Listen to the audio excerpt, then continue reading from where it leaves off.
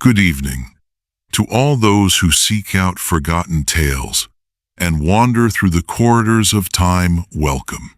You've entered a realm where the echoes of the past are still alive, where history is not just something inscribed in ancient texts, but something that lives and breathes in the very land we walk upon and the stories we carry forward.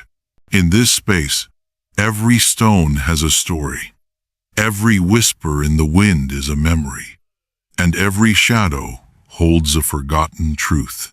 As we set out on this journey together, exploring the rise and fall of one of Japan's most intriguing and polarizing figures, remember this: the most profound stories are often the ones that have been lost to time, waiting patiently for the right moment to be uncovered and brought back into the light. These tales, woven into the fabric of our history, are not just relics of a bygone era. They are echoes of the human experience, timeless and ever relevant, filled with ambition, folly, glory, and regret. And tonight, we are not simply recounting the life of one man. We are uncovering the essence of an age, a moment in time that continues to shape the present and future of Japan. The lessons that were lived through, fought for, and even paid for with blood and tears remain etched in the landscape of Japan, in the hearts of its people, and in the pages of its history. Tonight, we venture beyond the pages of history books and step into a world where legends and truths intertwine, where the past still has much to teach us, if only we take the time to listen. The story we're about to unravel is not just one of power, ambition, and downfall. It's a tale that was nearly forgotten, yet still echoes in the winds of time, carrying with it lessons that remain timeless. So take a deep breath, and let us step into the shadows of history, where every lost story holds a lesson that has been waiting to be discovered once more. In these moments, as we peel back the layers of time, we find that the past is not as distant as we think. It's still with us in the traditions we hold dear, in the struggles we face, and in the choices we make. This journey through history is not just a glimpse into the past. It's a mirror held up to the present, reflecting who we are and what we can become. The shadows of history are not just remnants, they are living, breathing fragments of the world we've inherited, guiding us, warning us, and urging us to grow. So let us walk through this ancient corridor together as we explore the life of Taira no Kiyomori, his rise to power, and the immense ambition that drove him. Remember that the story we are about to tell is not just about one man. It is about the human condition itself, the pursuit of greatness, the cost of ambition, and the consequences of pushing the boundaries of power. His life, much like the empire he tried to build, serves as a reminder that all things, no matter how mighty, are fragile and fleeting. And yet, in their rise and fall, they leave behind lessons for those who come after. Before we dive deeper into the life of Taira no Kiyomori, make sure to like this video if you're fascinated by the great figures of Japan's past and the timeless stories that shape our understanding of history. Share it with your fellow history enthusiasts, those who love uncovering the untold stories of powerful leaders, dramatic rises, and tragic downfalls. And of course, don't forget to subscribe for more incredible tales from the world of ancient history, where we explore not just the events of the past, but the people who lived them, shaping the world we know today. The wind carries these lessons across time, urging us to listen, to learn, and to reflect. So, let the journey begin, a journey into the heart of history, where every legend has its roots, and every echo in the wind tells a story worth hearing. In the heart of ancient Japan, during the golden age of Heian, there lived a man whose rise to power was as remarkable as the collapse of the empire he once controlled. His name was Taira no Kiyomori, a warrior, a politician, and a leader whose ambition would reshape the course of Japanese history. Born into modest beginnings, he rose through sheer determination, cunning, and strength, carving his name into the annals of time. But was he a visionary who sought to bring greatness to Japan, or a tyrant whose unchecked ambition brought his family's empire to its ruin? For centuries, Kiyomori has been viewed with both admiration and wariness. Some have hailed him as a brilliant strategist who elevated his family to the pinnacle of power, while others see him as a man whose relentless ambition sowed the seeds of chaos and downfall. His life story is not just the tale of one individual, but the story of an entire era, an era that was profoundly shaped by the choices of a single man. He rose to the highest echelons of power, but his reign, marked by both triumph and tragic mistakes, left behind a legacy of lessons for future generations. As we delve into his journey, we'll explore not only the triumphs that defined his power, but also the mistakes that led to his eventual downfall. His rise and fall serve as a powerful reminder of the dangers of unchecked ambition and the fragility of power, offering valuable insights into the complexities of leadership, morality, and the consequences of one's choices. Taira no Kiyomori's life holds within it not just the story of an individual, but the sweeping story of a nation at the crossroads of change. The lessons from both his successes and failures continue to resonate, echoing through time as a cautionary tale about the pursuit of power and the costs that come with it. If you're curious about Kiyomori's place in history, or if you already have your own thoughts and opinions about his actions, legacy, and the impact he had on Japan, drop a comment below. Was Taira no Kiyomori a visionary who sought to restore Japan to its former glory, pushing his family to the highest echelons of power? Or was he a tragic figure, a villain whose unchecked ambition led him to destroy the very empire he had built? His story is complex, full of contradictions, and we'd love to hear your perspective on it. Do you see him as a hero of his time, or do you believe that his actions ultimately harmed Japan more than helped it? Let us know your thoughts, your insights. Make these stories even more engaging and help bring history to life. The name of Taira no Kiyomori has echoed through the corridors of history, etched deeply into the pages of Japan's past as both a cautionary tale and a symbol of unchecked ambition.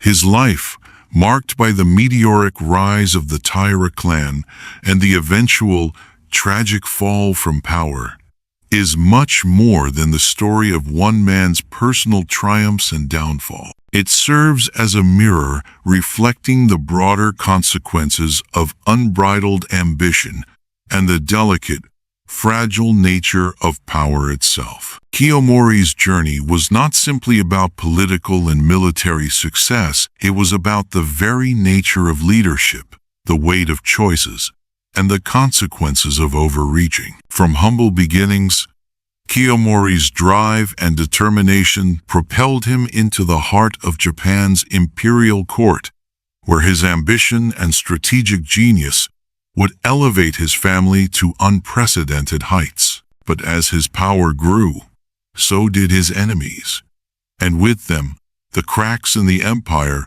he had worked so tirelessly to build. His life is a poignant reminder that, while ambition can lead to extraordinary achievements, it can also become a force of destruction if left unchecked. Today, As we explore the rise of Taira no Kiyomori, we will not only look at his brilliant military victories and his cunning political maneuvers, but also examine the darker side of his legacy, the wars he fought that ultimately tore his empire apart, and the tragedy that came with his downfall. Through his story, we will uncover the lessons that history has to offer. How power, once gained, is incredibly fragile, and how unchecked ambition can lead even the greatest of men to ruin. Kiyomori's life is not just a tale of ambition and destruction, but a reflection of an entire era, one that was shaped by the actions of a single man. His rise and fall were deeply intertwined with the fate of the Taira clan, the political turmoil of the time, and the battles that would shape the future of Japan for centuries to come. He was a man who not only faced destiny but sought to shape it for better or for worse. As we unravel the story of Taira no Kiyomori, we will explore the complex legacy he left behind, the lessons we can learn from his choices, and how his name still resonates in Japan's historical consciousness today. His story is a powerful reminder that true greatness does not lie in the strength of one's ambitions, but in the wisdom to know when to step back, when to serve, and when to let go. Born into the powerful Taira family, Taira no Kiyomori's early years were shaped by the intense political turmoil that gripped the court of Heian Japan. The Taira clan, once a military family of humble origins, had risen to prominence through strategic marriages, alliances, and military prowess. Yet, despite their growing influence, they were not immune to the turmoil of the time. Political factions, fueled by rivalry and ambition, often led to violent conflict. The court of Heian, with its gleaming palaces and lush gardens, was anything but serene.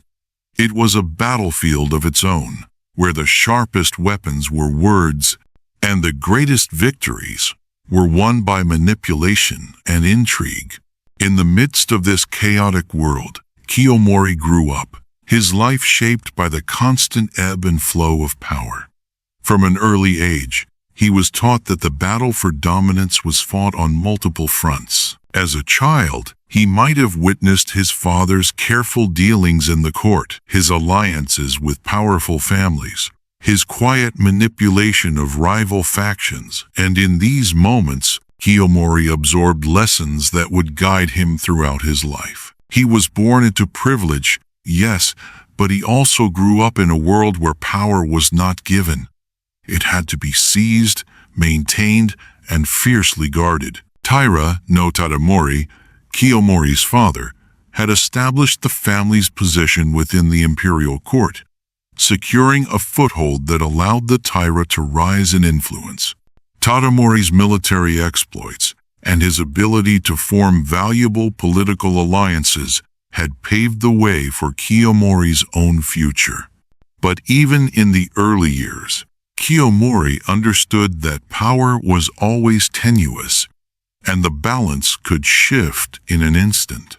The Taira's bitter rivalry with the Minamoto clan, one of the most powerful families in Japan, was not merely a clash of swords, but a clash of ideologies, a battle for the soul of Japan. The Taira and Minamoto families would spend decades locked in this deadly game, each struggling for control of Japan's future. As a young boy, Kiyomori was no stranger to conflict, both within the court and on the battlefield. The Minamoto, led by Minamoto no Yoshitomo, constantly challenged the Taira's rise to power. At first, their opposition was a subtle undercurrent, but it would soon grow into a full-blown feud. Kiyomori, even at a young age, was forced to contend with the ever-present threat posed by the Minamoto clan's military prowess and political maneuvering. One evening, As a young Kiyomori sat by the fire in his father's house, his father looked down at him, his face solemn yet full of the quiet wisdom that only a man who had lived through the harshest of times could possess. The warmth of the fire flickered, casting long dancing shadows across the room. Tadamori's voice, deep and steady, broke the silence. "You must learn, my son, that power is never granted, it is earned. Through cunning, strength, and sometimes through the quiet patience of waiting," he said, his eyes reflecting the firelight as he spoke. "There are those who will seek to tear us down, the Minamoto among them. But the world does not change with a single strike. It is the slow, steady hand that guides it." Kiyomori looked up, his youthful face filled with a mix of ambition and curiosity. "But father," he asked, his voice tinged with the fervor of youth, "is it not enough to win battles and claim victory on the battlefield? Does the mind not belong to those who wield the sword?" Tadamori smiled faintly, his eyes softening as he looked at his son. "No, Kiyomori. The sword may win battles, but it is the mind that shapes the future. There are wars that cannot be won with weapons alone, and victories that can be achieved without ever drawing a blade." And the fire crackled between them, casting brief, flickering shadows that seemed to dance on the walls of the room. For Kiyomori, those words resonated deeply. He would go on to rise not just as a soldier, but as a leader who understood that true influence lay not in brute force, but in the manipulation of the political and social currents of the time. As the years passed, Kiyomori began to sharpen his instincts, honing the skills that would one day make him the most powerful man in Japan. The lessons his father had taught him of patience, of quiet strategy, of understanding the unseen forces shaping Japan's future shaped his every move. By the time he reached his 20s, Kiyomori had already begun to rise within the ranks of the Taira family. His father's position within the court and his own ability to understand the delicate balance of power within the imperial family allowed him to secure important positions, slowly moving up the ladder of influence. However, Kiyomori knew that power could not be maintained through military success alone. The true battle, he realized, was within the court itself. Here, among the emperor's closest advisors and nobles, the true power resided. While his military prowess had earned him victories on the battlefield, Kiyomori soon learned that controlling the court was the key to controlling Japan.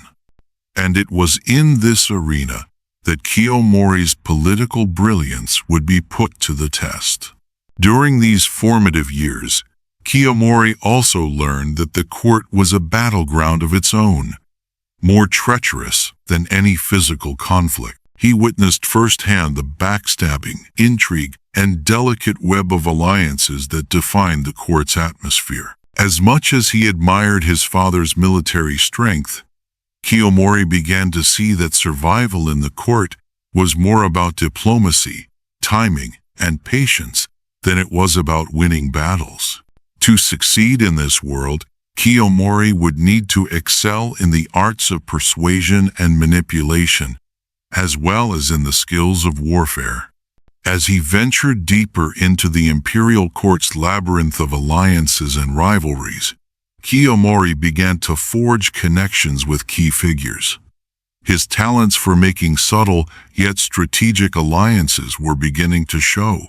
He realized that victory in the court was not about brute force, but about understanding the forces at play, playing the game of influence, and patiently waiting for the right moment to strike. One day, Kiyomori sat with his father in a secluded garden. The air was thick with the scent of blooming cherry blossoms, and the rustling of leaves created a sense of peace. But Kiyomori knew the peace was fragile, just like the balance of power at court. "Father," Kiyomori asked, "how do we ensure that Taira's position is secured in the future?" Tadamori, stroking his beard thoughtfully, replied, "By securing alliances, my son. By understanding the balance of power in the court, and by knowing when to advance and when to step back. We will not win by force alone. We must become the true architects of Japan's future." Kiyomori's eyes gleamed with understanding. He knew that the Taira's destiny was now in his hands, and he was determined to do whatever it took to elevate his family to the highest ranks of Japan's elite. The road ahead would be fraught with challenges, but he was ready. The Minamoto were a threat, and Kiyomori understood that the struggle between the two families would shape the future of Japan. But now, more than ever, he was convinced that the Taira would not only survive, they would dominate. The next step in his journey would take him deep into the heart of the imperial court, where the true battle for Japan's future would be fought. And so, the rise of the Taira clan began in earnest, with Kiyomori at its helm. The tides of history had begun to shift, and his ambitions would soon set the stage for a story that would reverberate through the ages, a story not of simple victories, but of the complex, tangled web of ambition, power, and the cost of greatness. By his late 20s, Kiyomori had already proven himself as a capable warrior, rising swiftly through the ranks of the Taira military. His reputation as a strategist and fighter spread like wildfire, earning him the respect of his soldiers and the fear of his enemies. His early military career would not only solidify his position within the Taira clan, but also lay the foundation for the clan's future dominance. However, Kiyomori's rise was not just a result of his skill with a sword. It was his ability to think ahead, outmaneuver his enemies, and, most importantly, understand the politics of war that made him an exceptional leader. Kiyomori's first significant military campaign came when he was still in his teens, at a time when Japan was torn apart by factional conflicts between powerful noble families. The Taira clan, though rising in influence, faced constant threats from rival factions, most notably the Minamoto clan. The Minamoto, led by their formidable leader Minamoto no Yoshitomo, were fierce opponents who challenged the Taira's growing power. Kiyomori's early campaigns were defined not just by bravery, but by a deep understanding of battlefield tactics. He was known for his ability to adapt quickly, read the terrain, and exploit his enemy's weaknesses, all while keeping his forces disciplined and ready. One such example of his military ingenuity came during the Battle of Yoshino, where he led the Taira against a faction of Minamoto loyalists. Despite being outnumbered, Kiyomori's forces triumphed, largely due to his brilliant use of ambushes and night raids. Under his command, the Taira army was able to defeat their enemies, turning what could have been a disastrous battle into a significant victory. Kiyomori's forces moved with precision and coordination, their tactics outpacing the Minamoto at every turn. It was during this battle that Kiyomori's reputation as a military tactician was solidified, and his legend began to grow. Late that night, after the battle had ended and the dust had settled, Kiyomori sat alone in his tent, reflecting on the victory. The air inside the tent felt heavy, thick with the aftermath of a hard-fought day. A trusted general entered, offering a cup of wine. Kiyomori accepted, his gaze lost in thought. The flickering lanterns cast dancing shadows on the walls, mimicking the chaos of battle. "We have won, my lord," the general said quietly. "But at what cost?" Kiyomori looked up, his eyes steely but filled with a subtle melancholy. "Victory comes at a price, always," he said, his voice low, almost as if he were speaking more to himself than to his general. "But this battle was necessary. The Minamoto will not stop until they have what we have. It is not enough to win on the battlefield. We must win in the court as well."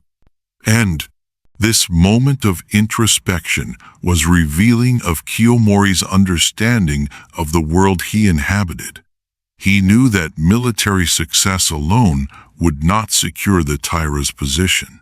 His ambition stretched far beyond the battlefield. Power was not simply held by the sword, but also by the control of the imperial court and the ability to manipulate the political landscape. He realized that true power lay in having the ear of the emperor, in controlling the levers of government, and in using military victories as stepping stones to greater influence. While Kiyomori's early military campaigns were marked by quick, decisive victories, his strategic genius extended beyond warfare. It was clear to him that military success alone would not secure his clan's future. If the Taira were to rise to true power, they would need allies in the court, not just on the battlefield.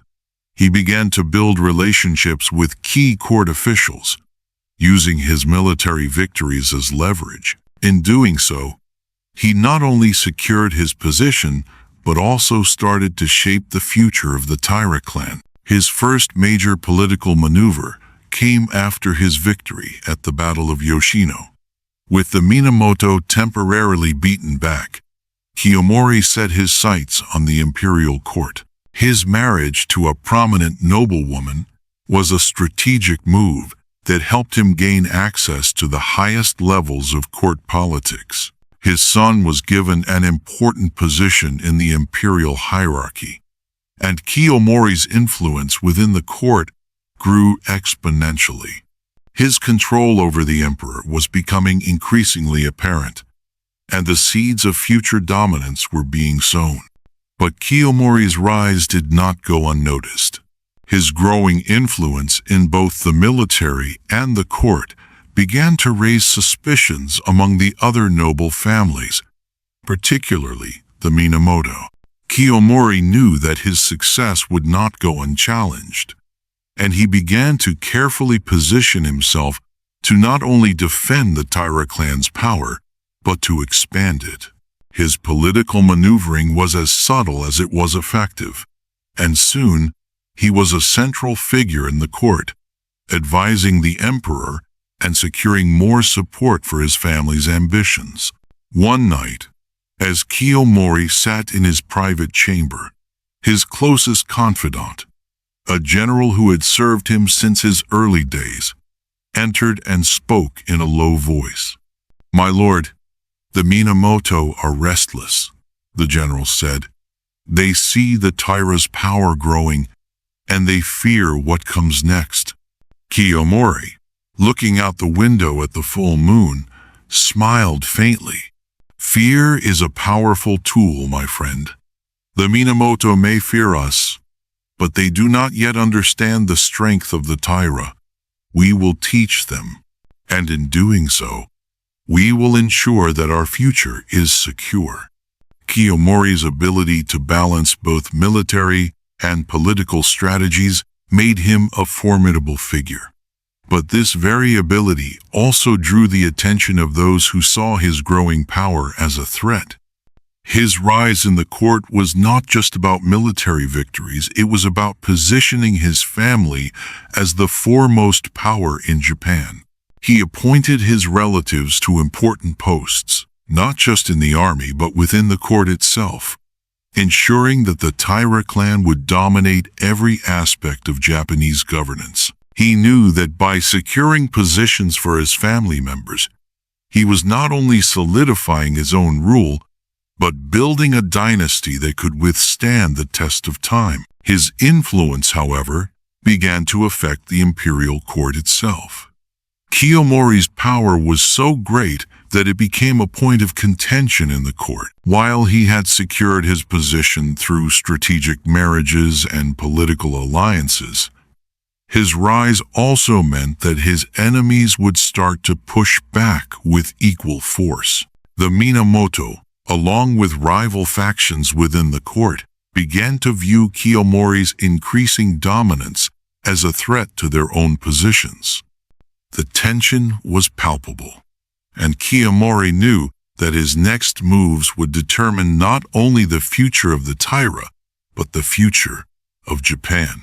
One night, Kiyomori convened a secret meeting with his most trusted allies. "The Minamoto will come for us," Kiyomori said, his voice firm and unwavering. "They will challenge us on the battlefield, but they will also try to undermine us in the court. We must be ready for both. We will not just fight with swords and spears. We will fight with alliances and favors. We will make the emperor's throne ours." His allies nodded in agreement, the weight of their shared ambition settling into the air like a heavy fog. Kiyomori had made it clear. The rise of the Taira clan was not just about securing military dominance. It was about becoming the ultimate political power in Japan. In this moment, Kiyomori's ambition was clear. The Taira would rule Japan, not just by might, but by mastering the game of politics and alliances that had once seemed beyond reach. The Minamoto may have been a powerful adversary, but Kiyomori was no longer just a general. He was a man on the verge of becoming the most influential figure in Japan's imperial history. But with his ambition also came the seeds of his eventual downfall. Power gained through political manipulation and military victories is always fragile. And as Kiyomori grew in strength, so did the enemies who would one day bring his empire crashing down. As his rise was marked by brilliance, so too would his fall be marked by the very same ambition that had carried him to the heights of power. But for now, as Kiyomori sat atop the political and military ladder, it seemed as though nothing could stand in his way. Thus, Kiyomori's ascent had begun, and the Taira clan's destiny was now in his hands.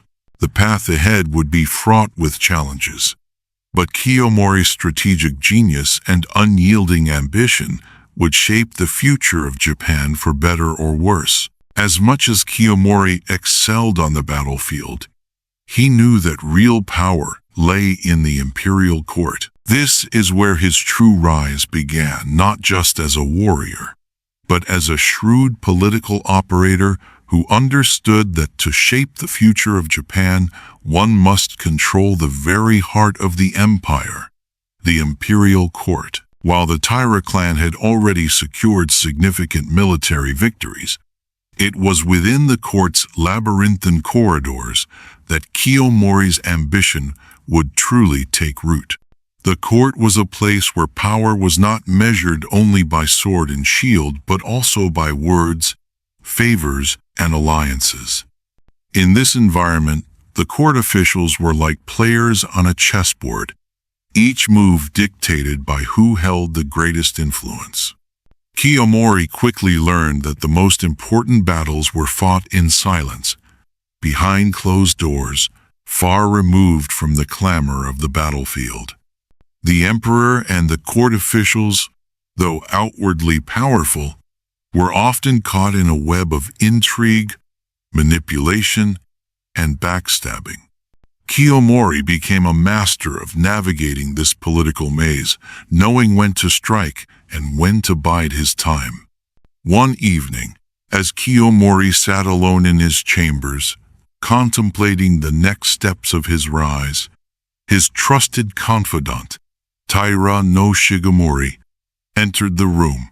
Shigemori, a seasoned general who had long served the Taira, had witnessed Kiyomori's meteoric rise.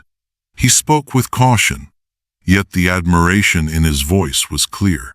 "My lord," Shigemori began, "we have conquered the battlefield, and now the court stands before us. But the true test lies not in our swords, but in how we navigate these halls. The power of the emperor is but a shadow. The true strength lies in the alliances we forge here." Kiyomori looked up, a glint of understanding in his eyes. "Indeed," he replied, his voice calm yet unwavering. "The sword can win battles, but only the hand that shapes the emperor's decisions can control the empire. It is here in the court where we will secure our future." Oh! With Shigemori by his side, Kiyomori began his most ambitious political maneuver to gain favor with the emperor and solidify the Taira clan's position at the heart of Japan's power. Kiyomori's strategy was calculated, a series of moves carefully designed to align his family with the most influential figures at court. But there was more to his rise than simply winning over influential courtiers. Kiyomori knew that marriage was the ultimate tool for consolidating power. Recognizing the importance of securing his place in the imperial family, Kiyomori arranged for his daughter, Taira no Tokuko, to marry Emperor Takakura. This was not merely a union between two people. It was a calculated political alliance that would give Kiyomori unparalleled access to the emperor himself. The marriage was a bold move, one that would entwine the Taira with the imperial family, giving Kiyomori the power to influence imperial decisions and control the future of the empire. As Kiyomori's influence over the emperor grew, so did his power in the court. He became a trusted advisor, his voice echoing in the chambers of the highest ranks. Yet, for all his political acumen, Kiyomori's ambition was met with suspicion. The Minamoto clan, who had long been rivals to the Taira, began to grow wary of his increasing power. The Minamoto were not a clan that would stand idly by, and Kiyomori understood that the tension between the two families was no longer just a matter of personal animosity. It was about the balance of power within the entire empire. In a meeting with his closest allies, Kiyomori's trusted general, Taira no Tomomori, voiced his concerns. "My lord, we have secured the emperor's favor, but the Minamoto will not stand idly by. They see your rise as a direct threat to their family's future," Tomomori warned. Kiyomori leaned back in his chair, staring out the window at the Kyoto skyline, lost in thought. The weight of his ambition was clear, but so too was his understanding of the risks involved. "Let them watch," he replied, his voice gaining strength. "Let them believe they can stop us. We will control the court, and in doing so, we will control the empire. They will find themselves powerless against the very forces we've set in motion."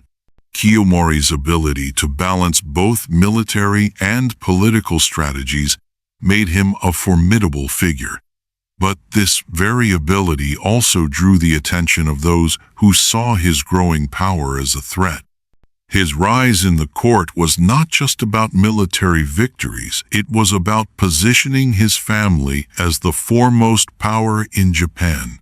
He appointed his relatives to important posts, not just in the army but within the court itself, ensuring that the Taira clan would dominate every aspect of Japanese governance. He knew that by securing positions for his family members, he was not only solidifying his own rule, but building a dynasty that could withstand the test of time. As his power grew, Kiyomori realized that the court was no longer a mere stepping stone in his rise to power. It had become the foundation of his dynasty. His control over the emperor was not absolute, But his influence within the court was undeniable. Yet this very power began to breed resentment. As Kiyomori's grip on Japan tightened, his rivals grew more determined to challenge him. The Minamoto, particularly Minamoto no Yoshitomo and his son Minamoto no Yoritomo, began to see Kiyomori not just as a political rival, but as the embodiment of a new world order, one in which the emperor's authority was overshadowed by the power of the Taira. Kiyomori, though, was undeterred. He continued to use his influence to push the Taira clan forward, consolidating his family's control over both military and political affairs. His political maneuvering had allowed him to secure positions of power, and now he used that power to shape the empire according to his vision. But even as he rose, Kiyomori felt a quiet unease. He had seen the rise of other great families, the Fujiwara, the Minamoto, only to watch them fall. Power gained through manipulation and shrewd political dealings was always fragile. It was a lesson he had learned early in his life, but now, as his family's future seemed assured, the weight of that lesson pressed upon him more heavily than ever. Despite the growing tensions, Kiyomori's control over the court seemed unshakable. He continued to appoint his family members to key positions, further embedding the Taira clan's dominance in Japan's political and military structures. He began to think of the future of his sons, of their place in the empire. He began to see a world in which the Taira, not the emperor, ruled Japan. But as history would show, the more power Kiyomori accumulated, the more fragile it became. In the quiet of his chambers, Kiyomori reflected on the path he had chosen.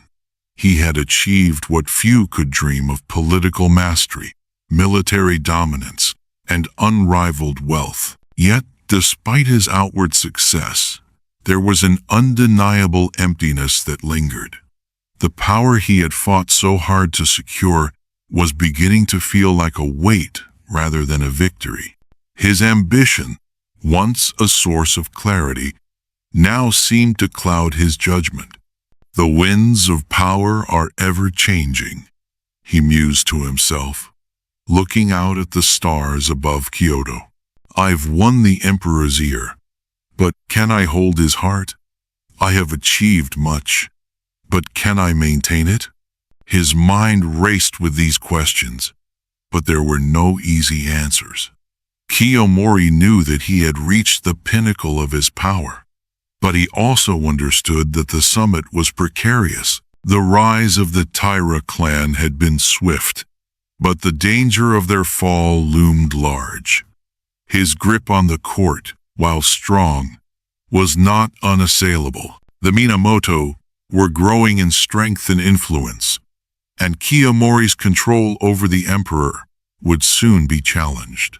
As he stood at the apex of his power, Kiyomori understood, perhaps for the first time, that ambition unchecked and unbalanced could tear down everything he had worked so hard to build. His rise, marked by brilliance and calculation, had built the foundation for the Taira's power. But as he sat atop his empire, a single truth weighed heavily on him.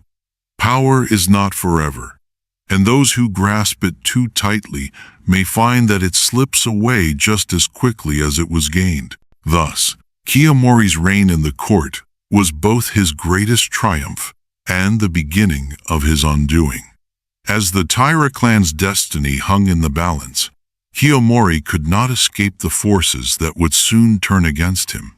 The winds of change had already begun to stir, and in the years to come, they would test the strength of his dynasty in ways Kiyomori could never have foreseen. Kiyomori's ambitions knew no bounds as he consolidated his power, securing positions for his family members in key roles, and becoming one of the most powerful figures in Japan. By the time he reached the height of his influence, He had not only secured his own position, but had effectively ensured the dominance of the Taira clan for generations to come. His rise from a mere military leader to the de facto ruler of Japan was a carefully constructed journey, built on a combination of strategic marriages, political alliances, and military victories. Yet, within that same power, the very seeds of his downfall were already sown. In the court of Heian, Japan, power was not merely wielded with a sword. It was forged in the shadows, through whispers, favors, and manipulations. Kiyomori understood this better than anyone. Though his military triumphs had laid the foundation of his rise, it was the quiet battles in the imperial court that would truly shape his legacy. Every word spoken behind closed doors, every strategic marriage, every alliance formed in silence, all were part of the elaborate dance of power that Kiyomori had mastered. One evening, as Kiyomori walked the marble floors of the imperial palace, his closest confidant, Taira no Shigemori, approached him. Shigemori, a man of few words but deep wisdom, knew the toll that power had taken on Kiyomori. They had fought together in battles, shared in triumphs, and weathered storms. But it was now clear that the political game, not war, would be the next challenge for Kiyomori. "My lord," Shigemori said, his voice measured, "we have conquered the battlefield, and now the court stands before us. But the true test lies not in our swords, but in how we navigate these halls. The power of the emperor is but a shadow. The true strength lies in the alliances we forge here." Kiyomori paused, staring at the flickering lights of the imperial court, his face unreadable. After a long silence, he replied, "Trust is a fleeting thing, Shigemori. Power is a fortress, and a fortress must be built on the foundations of loyalty or broken by betrayal." But despite the warning in his words, Kiyomori's ambition only grew. His hold over the court, the military, and the imperial family was becoming absolute. By 1167, he had secured the highest position of all Kampaku, or chancellor. As Kampaku, Kiyomori was no longer simply a military leader or a court figure. He was the de facto ruler of Japan, pulling the strings behind the emperor's throne. But power, as Kiyomori learned, was as fragile as it was intoxicating. His position allowed him to place family members in key roles. His sons were appointed to powerful military commands. His relatives took positions of influence in the imperial court. The Taira clan was no longer just a military force. It had become a dynasty. Kiyomori had crafted a legacy, one built on loyalty and power, woven together with the threads of family ties. Yet, the more Kiyomori tightened his grip on the empire, the more it became clear that his very ambitions would also start to alienate those around him. The wealth and prestige that flowed into the Taira coffers were staggering. Palaces rose in Kiyomori's name, each one a symbol of his success. His control over land, resources, and trade routes made the Taira the richest family in Japan, able to fund military campaigns and secure alliances across the empire. But wealth, like power, can corrupt. And it wasn't long before the fruits of Kiyomori's labor began to attract jealousy and resentment. The very system he had built was starting to show signs of strain, and his rise, once so spectacular, was beginning to draw the ire of those who felt left behind. As Kiyomori's family continued to rise, so did the envy and suspicion of his rivals, especially the Minamoto clan. The Minamoto, whose rivalry with the Taira had been brewing for years, saw Kiyomori's ever-growing influence as a direct threat to their own ambitions. In the quiet chambers of the court, whispers began to spread. Minamoto no Yoshitomo, a key figure in the Minamoto faction, spoke bitterly of Kiyomori's dominance, saying, "The Taira's grip on the emperor is like a noose tightening around the heart of the empire. The more they control, the closer we come to choking on their power." But Kiyomori, ever the strategist, heard such murmurs and merely smiled, a cold and calculated expression crossing his face. "Let them murmur," he said. "The storm that threatens us will only make our fortress stronger. When they strike, we shall show them the strength of the Taira." Kiyomori's ability to balance both military and political strategies made him a formidable figure. But this very ability also drew the attention of those who saw his growing power as a threat. His rise in the court was not just about military victories. It was about positioning his family as the foremost power in Japan. He appointed his relatives to important posts, not just in the army but within the court itself, ensuring that the Taira clan would dominate every aspect of Japanese governance. He knew that by securing positions for his family members, he was not only solidifying his own rule, but building a dynasty that could withstand the test of time. However, the more Kiyomori consolidated his power, the more resistance he faced, especially from within the imperial court. His control over the emperor, while absolute, began to create a sense of unease among the nobility.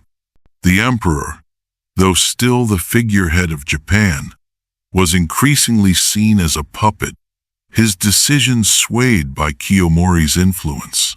The Minamoto, who had always felt slighted by the Taira's rise, began to stir. They saw in Kiyomori's actions the potential for the Taira clan to establish a dynasty that would shut them out of power forever. In private moments, some within the court began to question the balance of power. The question wasn't whether Kiyomori had achieved what few could dream of, but whether that power could endure. The emperor's words were often no more than echoes of Kiyomori's will. Many began to whisper that the emperor's role as sovereign was becoming more ceremonial than real, while Kiyomori's hand, once subtle and behind the scenes, was growing far too visible. One such moment occurred during a council meeting where Minamoto no Yoritomo, the son of Yoshitomo, who was already starting to show signs of his leadership skills, stood defiantly. "My lord," he began, addressing Kiyomori, "though the emperor may smile upon you, the court whispers your name in the dark. What you seek may one day slip from your grasp. Power, once granted, is never guaranteed." Kiyomori, now a man of considerable years, did not rise from his seat, but his eyes glowed with an intensity that silenced the room. "Power," he said slowly, "is not granted. It is taken. And when you take it, you do not ask for permission. You make it yours, and you defend it with every breath." Oh, in his heart, Kiyomori knew that while his position was unchallenged for now, the balance of power was shifting. His success, built on shrewd political alliances and military victories, was at its peak, but like the vast tide that rises before a storm, it was soon to crash. The Taira's dominance, built on manipulation and force, was fragile. The cracks in Kiyomori's empire were beginning to show, and the Minamoto, quietly gathering their forces, were biding their time. The sheer dominance Kiyomori achieved came at a price. His methods, though brilliant, were ruthless. The people who served him were loyal, but their loyalty was rooted in fear as much as respect. His power was absolute, but it was built on shifting sands. The very alliances he had forged to secure his empire would soon become the weapons that brought him down. And so, at the height of his power, Kiyomori knew that his reign, however successful, was ultimately fragile. The empire he had spent his life building rested on delicate foundations, held together by the loyalty of his family and the silent manipulation of the court. But even as he sat at the pinnacle of his success, the storm on the horizon was gathering, one that would bring the Taira clan to its knees, just as swiftly as it had risen.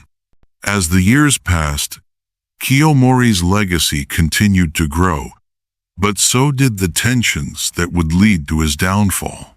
He understood, perhaps more clearly than anyone, that power was not forever, and that his empire, however brilliant, was always just one decision, one shift in loyalty, away from collapse.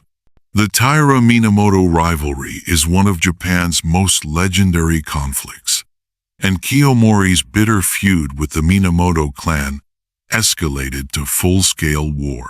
The stage was set long before the first sword was drawn, and the seeds of conflict were planted in the power struggles that permeated the imperial court. While the Taira clan was ascendant, dominating both the military and political spheres, the Minamoto clan, led by powerful figures like Minamoto no Yoshitomo and his son Minamoto no Yoritomo, were ever watchful and growing in influence, determined to reclaim what they believed was rightfully theirs. For years, the Minamoto had suffered under the growing might of the Taira, particularly the power Kiyomori had consolidated within the court.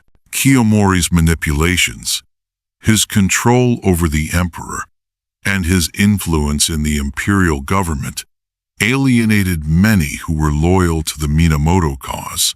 While Kiyomori was busy strengthening his grip on the court, the Minamoto quietly gathered their forces, preparing for a confrontation they knew was inevitable.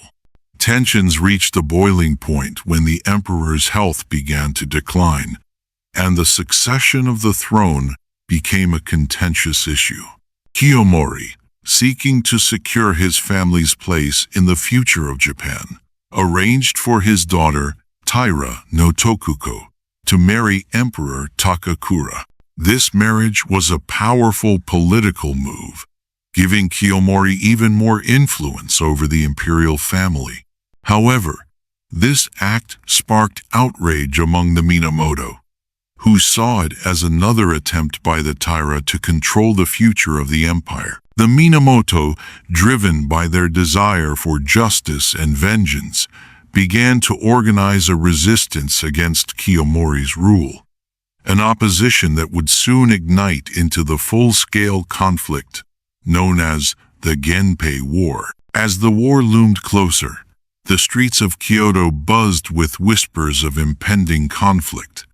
The Taira were secure in their position of power, but the Minamoto were rising with equal determination. The opposing ideals of the two clans, the Taira, whose ambition was grounded in a well-established courtly power, and the Minamoto, whose strength lay in their martial spirit and desire for revenge, set the stage for a brutal clash.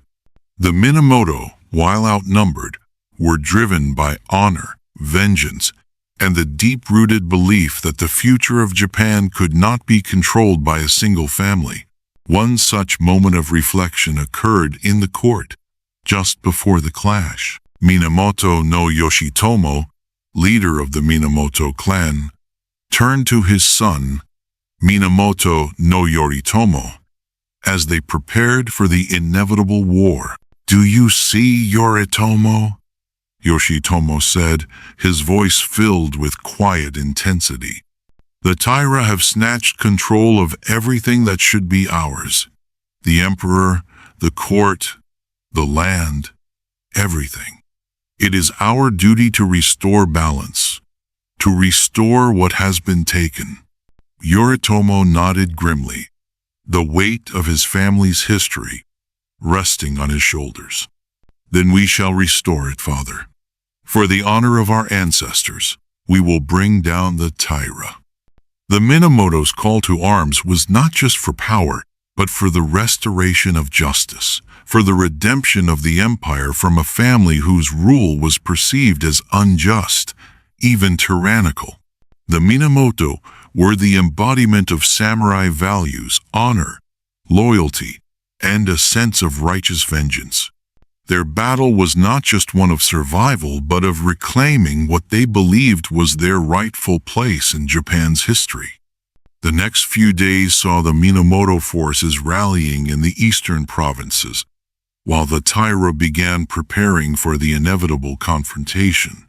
Kiyomori, secure in his power, sat in his lavish palace overlooking the sea, pondering the coming storm. His family had everything: the court, the emperor, wealth, and land.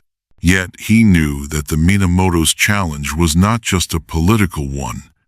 It was personal, a fight to decide the very soul of the empire. One night, after receiving reports of the Minamoto's movements, Kiyomori stood before his family, his face a mask of resolve. The Minamoto think they can take what we've built with their swords and their rage, he said, his voice cold and firm.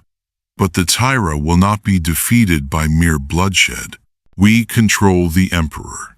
We control the court, and we shall outlast them. They are driven by honor, but we, my family, are driven by power. Power that will crush them beneath the weight of their own ambition. Kiyomori's words, laced with both confidence and arrogance, reflected his growing belief in his own invincibility. Yet as his forces gathered, the winds of change were blowing through the empire. The first signs of the Minamoto's resistance came in the form of small skirmishes, clashes on the outskirts of Kyoto, where the Taira's forces were met with unexpected ferocity. In 1180, Minamoto no Yorimasa, a key figure in the Minamoto clan, raised the banner of rebellion against the Taira, signaling the beginning of open conflict. The first major battle, the Battle of Uji, saw Minamoto forces attempting to seize the capital. Though the Taira ultimately emerged victorious, the battle was more than just a military clash. It was the spark that ignited the Genpei War, a conflict that would decide the future of Japan. The Taira's victory at Uji was hard-earned. The Minamoto, led by Yorimasa and his forces, fought with everything they had. The battle was bloody and intense, and the Taira were forced to use all their military might to repel the Minamoto rebels. Yet even in victory, Kiyomori understood that this war was different. It was no longer just a family feud, it was a struggle for the very heart of Japan. As the Genpei War progressed, both sides suffered heavy losses, and the conflict escalated into a brutal series of battles. The Battle of Fukuhara was one such battle where the Taira faced an unexpected blow. The Minamoto, under Minamoto no Yoritomo, launched a surprise attack on the Taira forces, overwhelming them with their speed and aggression. The battle dealt a devastating blow to Kiyomori's forces, and the tide of war seemed to turn in favor of the Minamoto. For the first time in years, Kiyomori found himself facing an enemy that could match his political maneuvering with military might. The struggle between the Taira and Minamoto was no longer just about military tactics. It had become a battle for revenge, a war steeped in personal hatred and political ideology.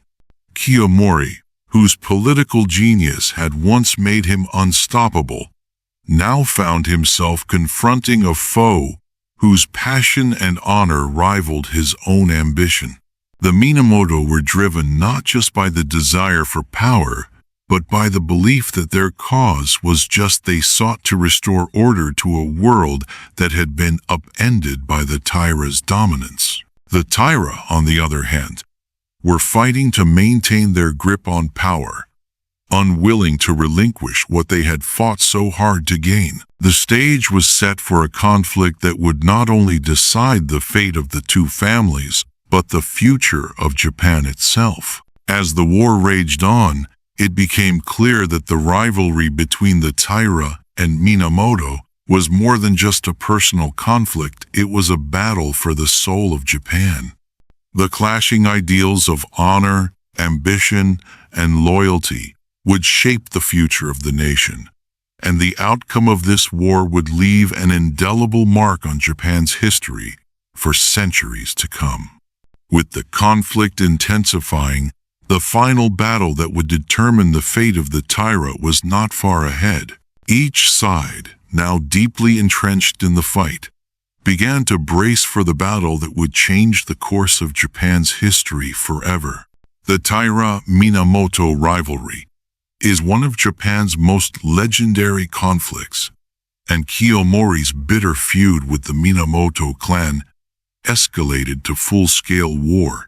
The stage was set long before the first sword was drawn, with the seeds of conflict planted in the power struggles that permeated the imperial court. While the Taira clan was ascendant, dominating both the military and political spheres, the Minamoto clan, led by powerful figures like Minamoto no Yoshitomo and his son Minamoto no Yoritomo, were ever watchful, growing in influence, and determined to reclaim what they believed was rightfully theirs. For years, the Minamoto had suffered under the growing might of the Taira, particularly the power Kiyomori had consolidated within the court. Kiyomori's manipulations, his control over the emperor, and his influence in the imperial government alienated many loyal to the Minamoto cause. Kiyomori, busy strengthening his grip on the court, was unaware of the storm quietly brewing around him.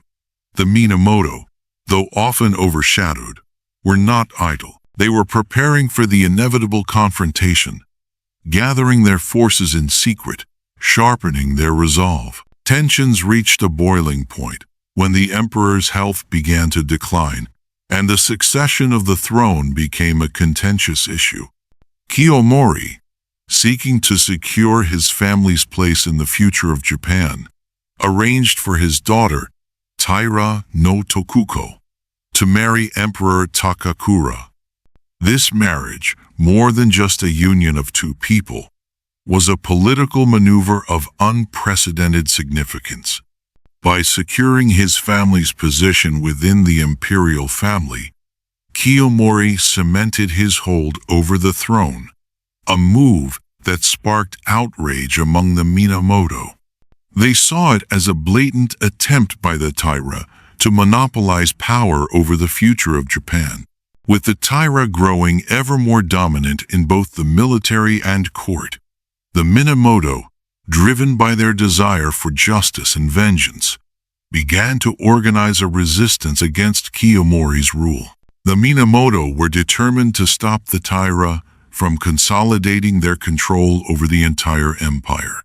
The tension between the two clans was palpable, a cold war that, in the blink of an eye, would explode into full-scale conflict. The first signs of open conflict came in 1180, when Minamoto no Yorimasa, a prominent leader of the Minamoto clan, raised the banner of rebellion. The Battle of Uji was the first significant engagement, where the Minamoto forces made their move to capture the capital. "We will take back what is ours," Yorimasa declared, his eyes burning with vengeance. The Minamoto forces, rallied by the passionate call for justice, stormed towards Kyoto, intending to reclaim control over the imperial family. Kiyomori, however, was not caught unawares. He responded with speed and precision, rallying his forces to defend the capital. Though the Taira eventually emerged victorious, the battle was hard-fought, and its outcome marked the beginning of the Genpei War. What had started as a personal rivalry between two families now turned into a nation-altering conflict. The blood spilled today will stain the future of Japan, Kiyomori murmured under his breath as the dust of the battle settled. The victory at Uji solidified his power in the short term, but it also signaled the start of an escalating war, one that would test the very fabric of the empire. As the Genpei War raged on, it was not just a battle for control of the imperial court, it was a war of ideals. The Minamoto were driven by a fierce sense of honor, loyalty, and vengeance. They believed that Japan should be governed by a ruler who earned their position through martial prowess and integrity, not through manipulation and political maneuvering.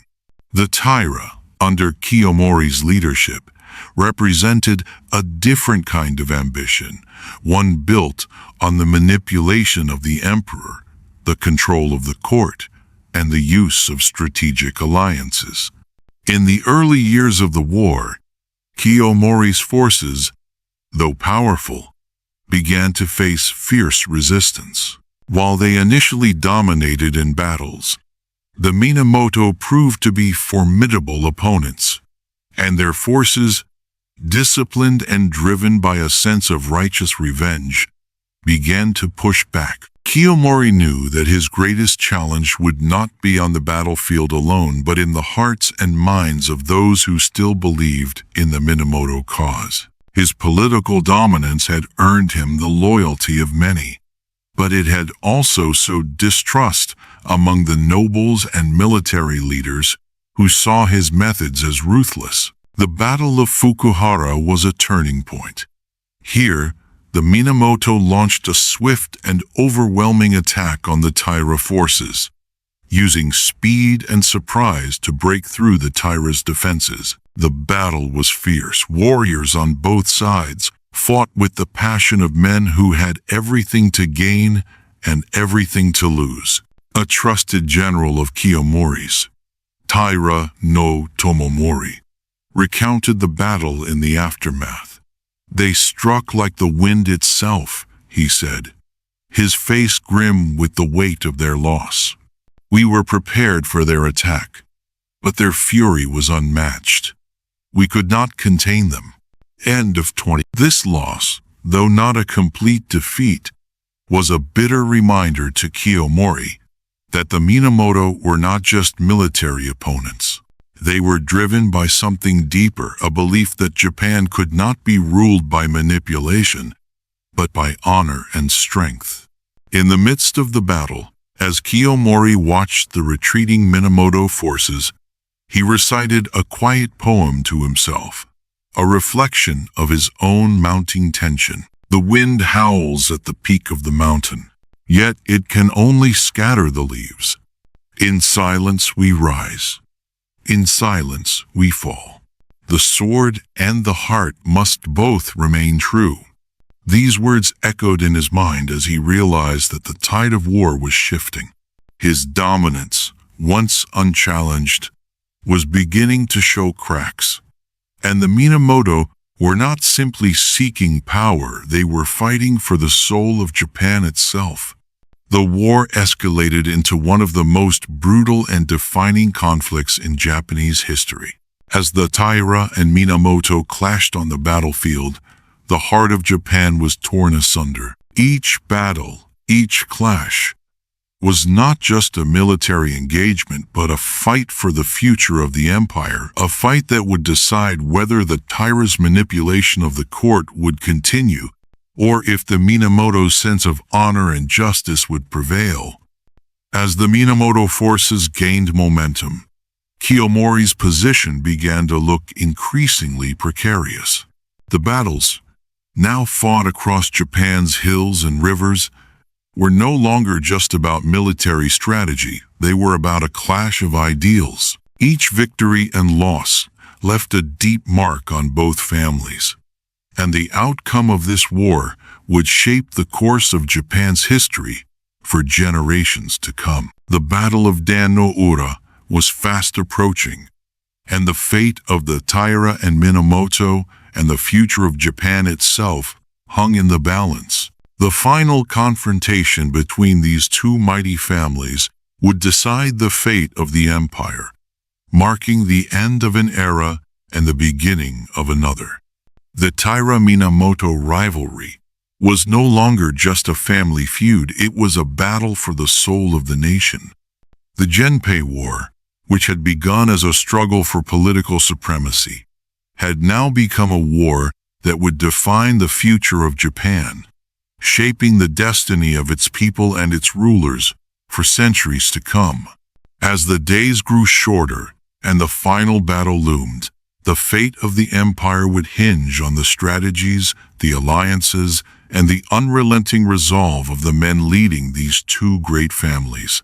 The Taira and Minamoto, bound by rivalry, shaped by ambition, would face each other in a battle that would decide not just their futures, but the future of Japan itself.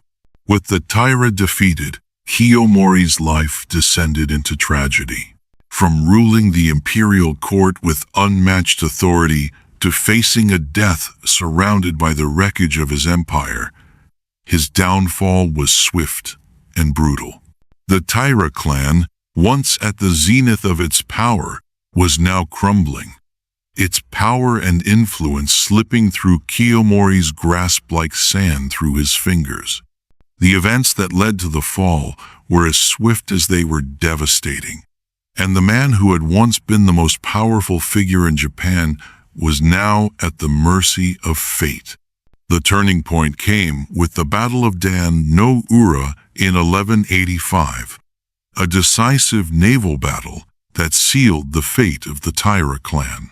The Taira forces, led by Kiyomori's sons, were decisively defeated by the Minamoto. It was the culmination of years of political and military struggle, and with it came the fall of the Taira dynasty. Kiyomori, despite his earlier victories and his strategic brilliance, could not prevent the downfall of his family. The battle, fought on the sea, was a literal and metaphorical representation of the Taira's collapse, surrounded by the vast expanse of water. The Taira were helpless against the might of the Minamoto forces. As news of the defeat reached Kiyomori, his heart sank. His once strong empire was crumbling, and the power he had fought so hard to amass was slipping away from his grasp. Kiyomori, already struggling with ill health, received the news of the defeat with great anguish. The weight of the loss was not just a military defeat, but the collapse of everything he had worked to build. Sitting in the stillness of his chambers, Kiyomori's mind raced, the defeat at Dan no Ura echoing in his thoughts like a bitter wind. The noise of the victory celebrations in the streets of Kyoto seemed so far away, so hollow. His family's pride, once unassailable, now felt like a distant memory. Kiyomori's grip on the throne, once so secure, was now slipping away, and with it, the future he had once envisioned for his family. His sons, who had once stood by his side in triumph, were now surrounded by defeat, their future as uncertain as the shifting tides of war. In a moment of reflection, Kiyomori spoke softly to his closest confidant, Taira no Shigemori, who had served him faithfully through the years of power, once filled with energy and ambition, now seemed hollow, as Kiyomori struggled to understand the swift reversal of fortune. Shigemori, Kiyomori muttered, his voice hoarse and weak. I have seen empires rise and fall, but I never thought the Taira would fall so quickly. I thought my family. No, would secure our place in history. How could I have misjudged the storm brewing in the shadows? Shigemori, standing by his side, bowed his head. He had always been loyal to Kiyomori, but even he could sense that the air had changed. The winds of fate that had once favored the Taira clan now seemed to howl with destruction.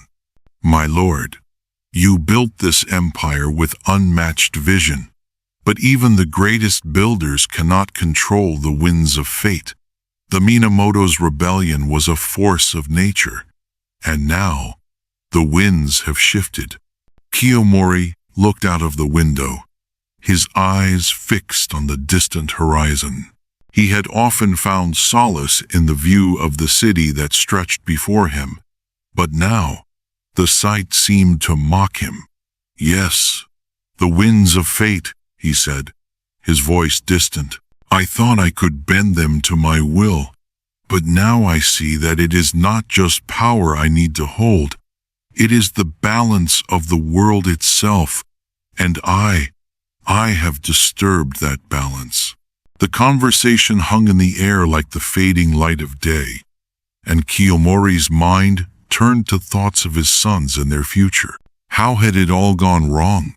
How had the very power he had worked so hard to build become a weight too heavy to bear? Kiyomori's reflection deepened as his thoughts wandered to the moment when he had first tasted the power he now felt slipping away. When he had sat at the emperor's side, when his family's future seemed limitless. He had never imagined this collapse. And yet, here he was, feeling the walls of his empire crumble, piece by piece. The bitterness of defeat was further compounded by the rapid decline of Kiyomori's health. His once commanding presence, which had filled the halls of the imperial court, now seemed fragile, as though the very spirit of the Taira clan had been drained from him. He was now but a shadow of the man who had stood victorious, surrounded by his family and allies. His once iron grip on Japan had loosened, and the loyalty of his allies was now fading with every passing day. One evening, as he lay bedridden, Kiyomori's thoughts turned to his family, to his sons.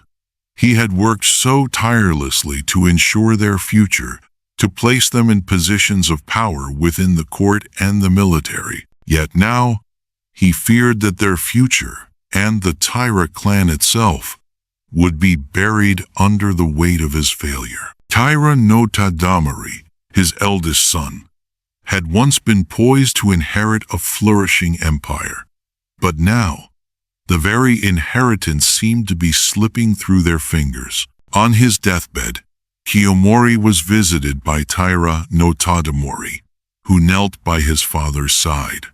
Tadamori, too, was overwhelmed with sorrow, but he could not hide the tension in his heart. He knew that with his father's death, the fate of the Taira clan would hang in the balance. Father, you have brought us this far, Tadamori said, his voice trembling. Your legacy is built on strength, vision, and ambition. I will carry it forward. For the Taira, for Japan. Kiyomori, with great effort, reached out a frail hand and placed it upon his sons. Tadamori, you are strong, but you must understand, he whispered. Ambition, unchecked ambition. It consumes everything. The Taira's rise, and now its fall, are the consequences of my own desire for power. Do not follow in my footsteps, my son. Do not let power blind you as it blinded me. The weight of Kiyomori's words seemed to hang in the air. It was a painful and humbling moment for Tadamori, who understood, perhaps for the first time, the true cost of his father's ambitions. Kiyomori's final moments were filled with regret and sorrow, as he realized that the very dynasty he had built with such care was now crumbling to dust, like the sands of time slipping away. Kiyomori passed away in 1181, leaving behind a family in ruins and an empire on the brink of collapse. His death was not just the end of a man, but the end of an era. The Taira clan's power evaporated almost overnight, as those who had once supported them began to turn toward the Minamoto, whose forces were sweeping through Japan with increasing momentum.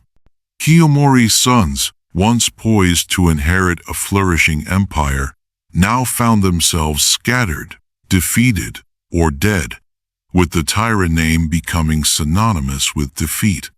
The empire Kiyomori had worked so tirelessly to control was now lost to history.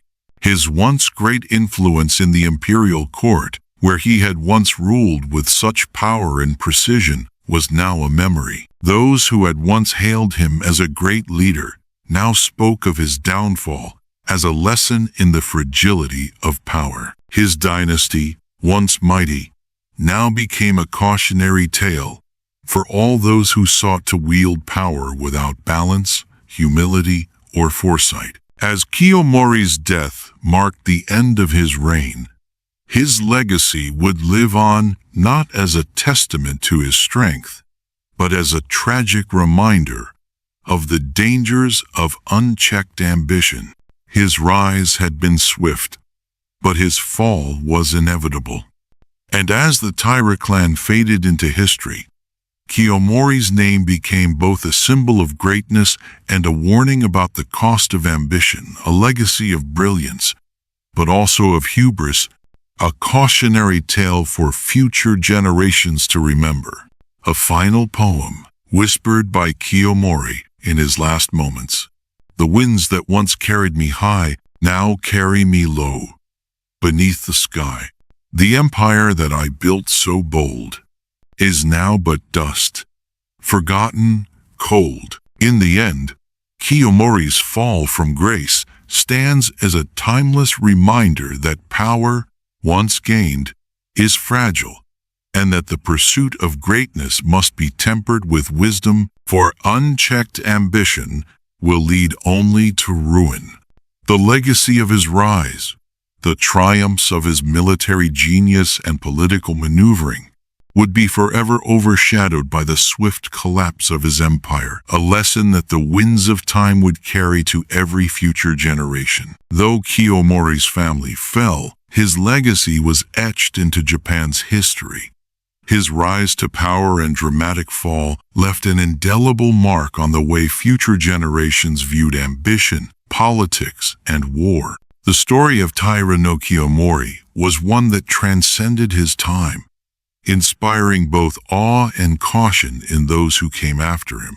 Even after the destruction of his clan, the lessons learned from his life continued to shape the fabric of Japan's political and military future. His ambition, brilliance, and tragic downfall would resonate for centuries, and his influence would be felt long after the Taira clan had crumbled. The lasting influence of the Taira clan, despite their ultimate defeat, was undeniable. For a time, the Taira were the most powerful family in Japan, and Kiyomori was their shining symbol. Through his leadership, the Taira dominated the imperial court, controlled key military positions, and secured the loyalty of influential figures across the empire. Even after the Minamoto clan's victory in the Genpei War, the legacy of the Taira lingered in the infrastructure they left behind, the alliances they forged, and the political practices they established. But as Kiyomori would later come to understand, power gained through manipulation was always fragile, destined to break when the weight of hubris grew too heavy to bear. Kiyomori's rise to power changed the very way in which future samurai would perceive their role in society. Before Kiyomori, samurai were primarily warriors, bound to the service of noble families and fighting for their land and lord's honor. But Kiyomori's ascent marked a shift in how samurai saw themselves. He showed that military strength alone was not enough to sustain power. It was the ability to navigate the complex, ever-shifting currents of politics that would secure lasting influence. Kiyomori was not just a military leader.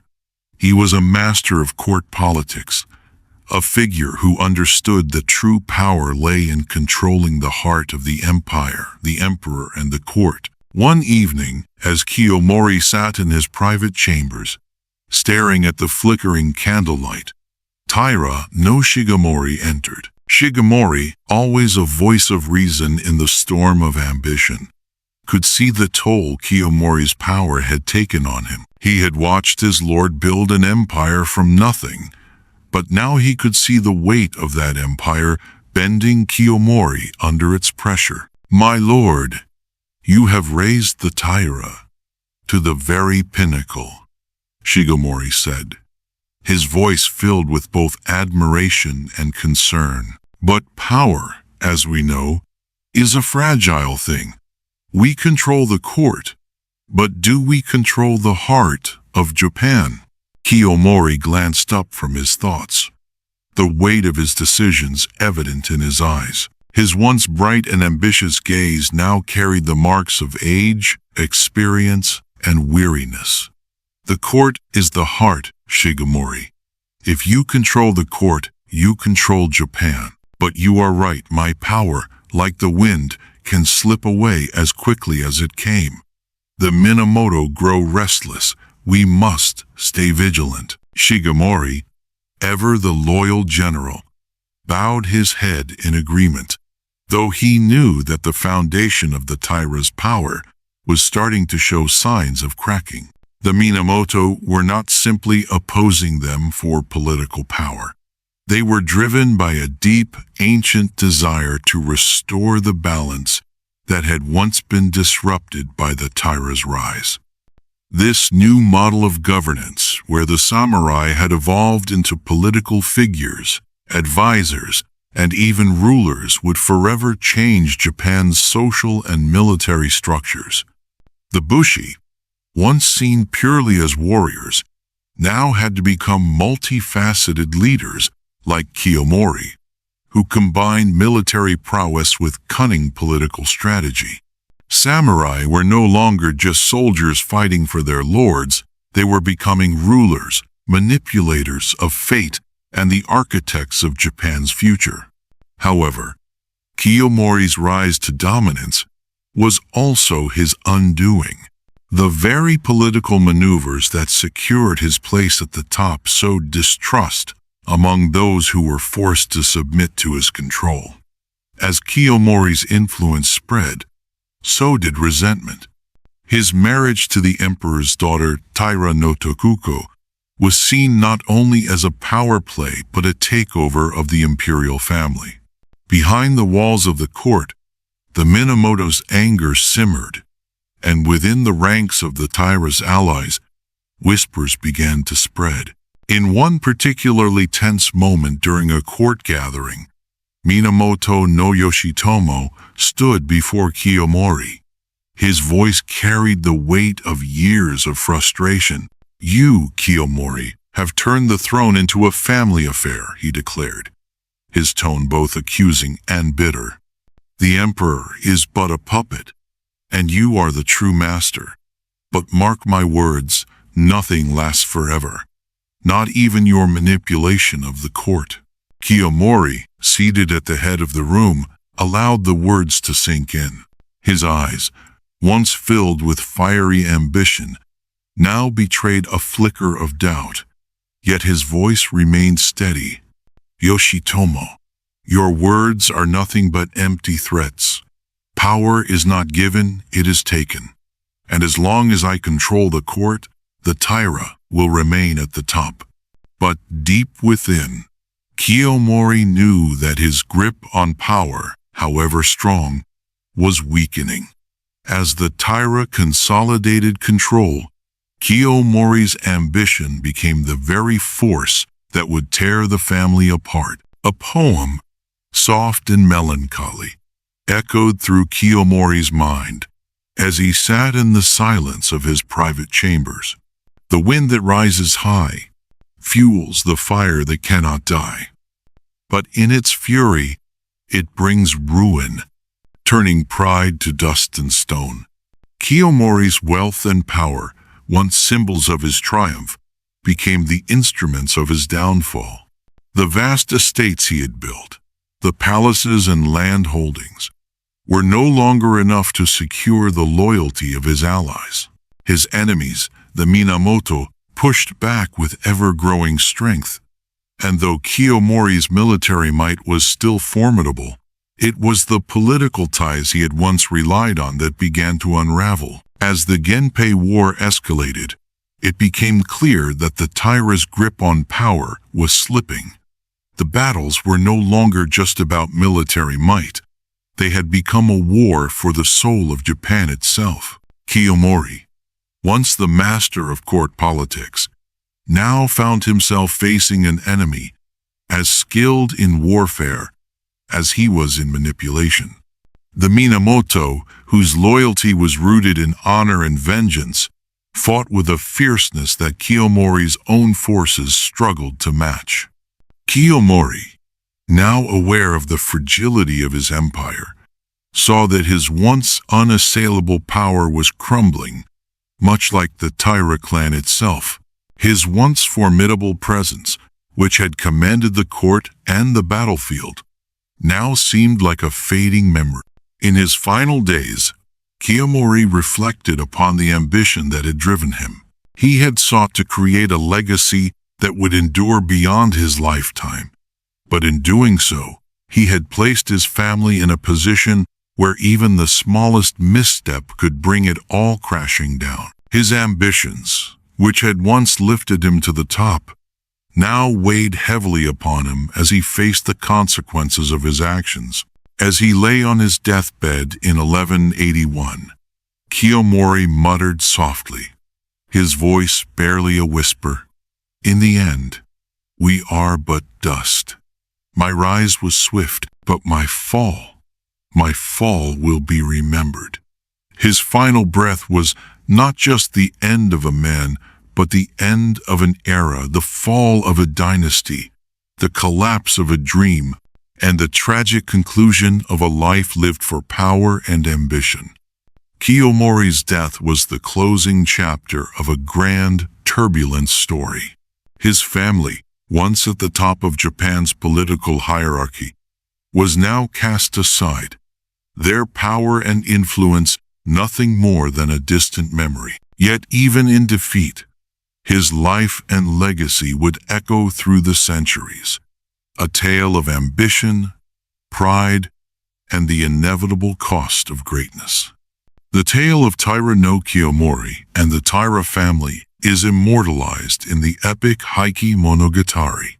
This literary masterpiece is not merely a recounting of historical events, but an exploration of the fragility of power, the nature of ambition, and the inescapable pull of fate.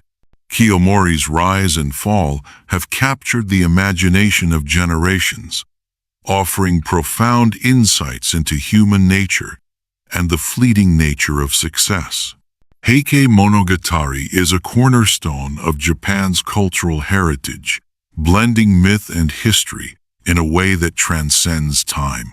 Kiyomori's portrayal in this epic has cemented his place in the national consciousness, turning him from a historical figure into a legendary symbol, both awe-inspiring and tragic. Written during the Kamakura period, Heike Monogatari chronicles the rise and dramatic fall of the Taira clan, culminating in Kiyomori's eventual demise at the hands of the Minamoto.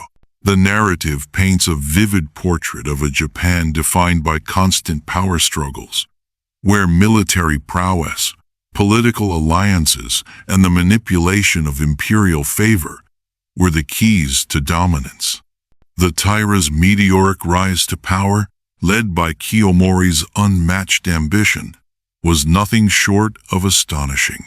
But as the story unfolds, it becomes evident that Kiyomori's ambition, like the Taira clan itself, was destined to crumble under the weight of its own excess. Kiyomori's portrayal in the Heike Monogatari is grand yet tragic, symbolizing both the heights of human potential and the inevitable fall that follows unchecked ambition. He is depicted as a man who, in his pursuit of power, rose to the highest pinnacle, only to be undone by his own hubris. The epic makes it clear that Kiyomori's ambitions were not simply about personal glory, but about elevating his family above all others.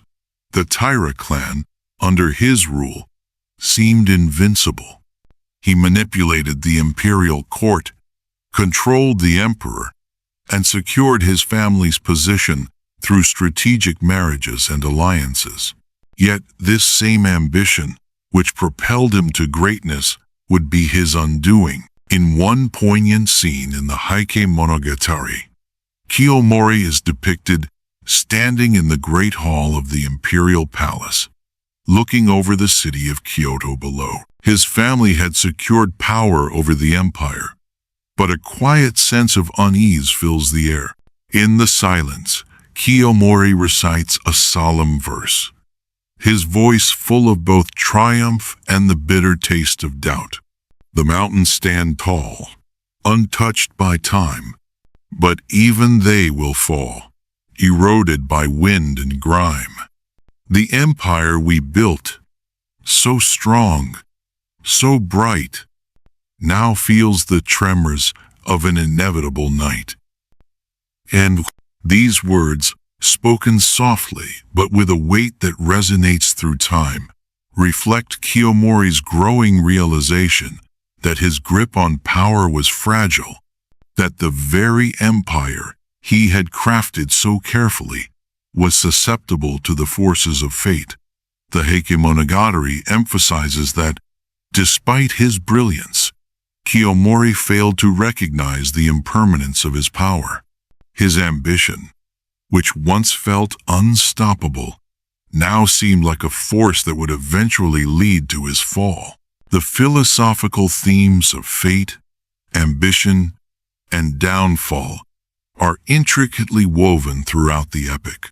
Kiyomori's life serves as a cautionary tale of how even the mightiest rulers are bound by the forces of fate. His rise to power was meteoric, but the Heike Monogatari reminds the reader that such victories are always fleeting.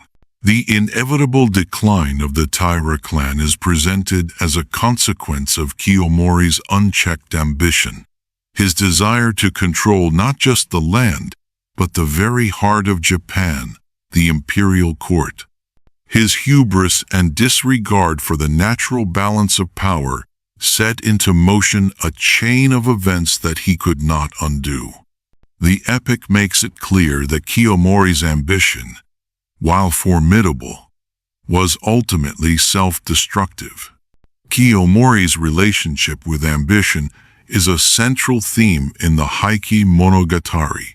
His ambition, while it drove him to unparalleled heights of power, was also the force that destroyed him. He sought to elevate his family and secure their place in the annals of history, but his desire for control and dominance led to his downfall. The Heike Monogatari emphasizes that ambition, when unchecked and unbalanced, can consume a person. It can blind them to the limitations of their power, driving them to make decisions that alienate allies, provoke enemies, and ultimately lead to their undoing. In one of the more reflective moments in the epic, Kiyomori, now in the twilight of his life and facing the unraveling of his empire, speaks to his son, Taira no Tadamori, who has grown frustrated with the Taira's precarious position. Father, Tadamori says, his voice tinged with both reverence and concern, "Our enemies gather around us. We are no longer the mighty Taira. I fear the Minamoto will take all we've worked for." Kiyomori, weakened by age and illness, looks at his son, his eyes filled with both pride and regret. "Tadamori," he says softly, "I built this empire with ambition, but I forgot one thing. The wind that fills the sails of a ship can also tear them apart. We rose too quickly, too fiercely. Now, we must pay the price." Kiyomori's death in the epic marks the ultimate turning point, not just the physical death of a man, but the symbolic death of the Taira clan's dominance. His passing is depicted as the final moment of a once proud dynasty's inevitable collapse.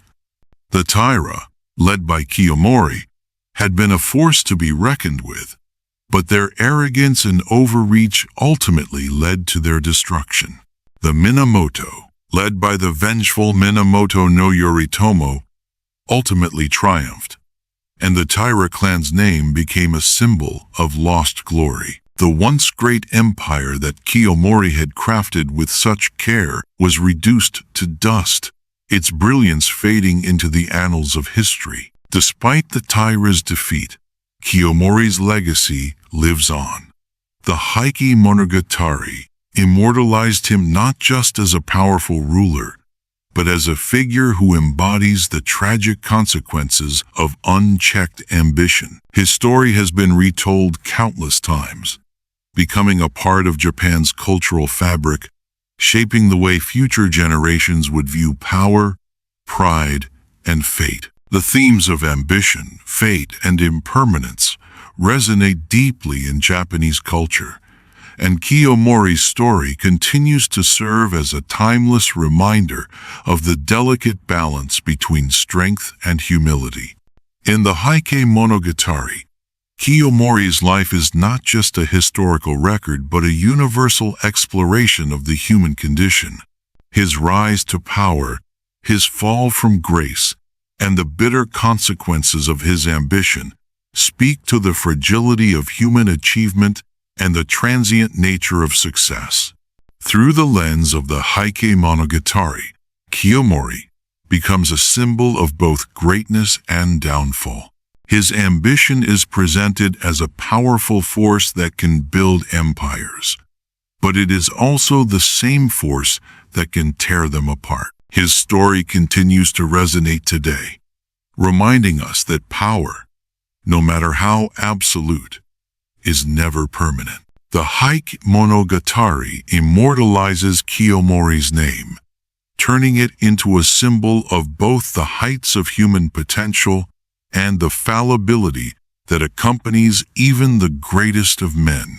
And so, the life of Taira no Kiyomori lives on as a cautionary tale, a lesson in the impermanence of power, and a reflection on the consequences of ambition left unchecked. His story, told and retold in countless forms, remains a part of Japan's cultural memory, a reminder that no empire, no matter how grand, can escape the forces of fate. As time moves forward, the echo of Kiyomori's life continues to reverberate through the ages, a shadow that lingers over the history of Japan, reminding all who would seek power that the price of greatness can sometimes be too high to pay.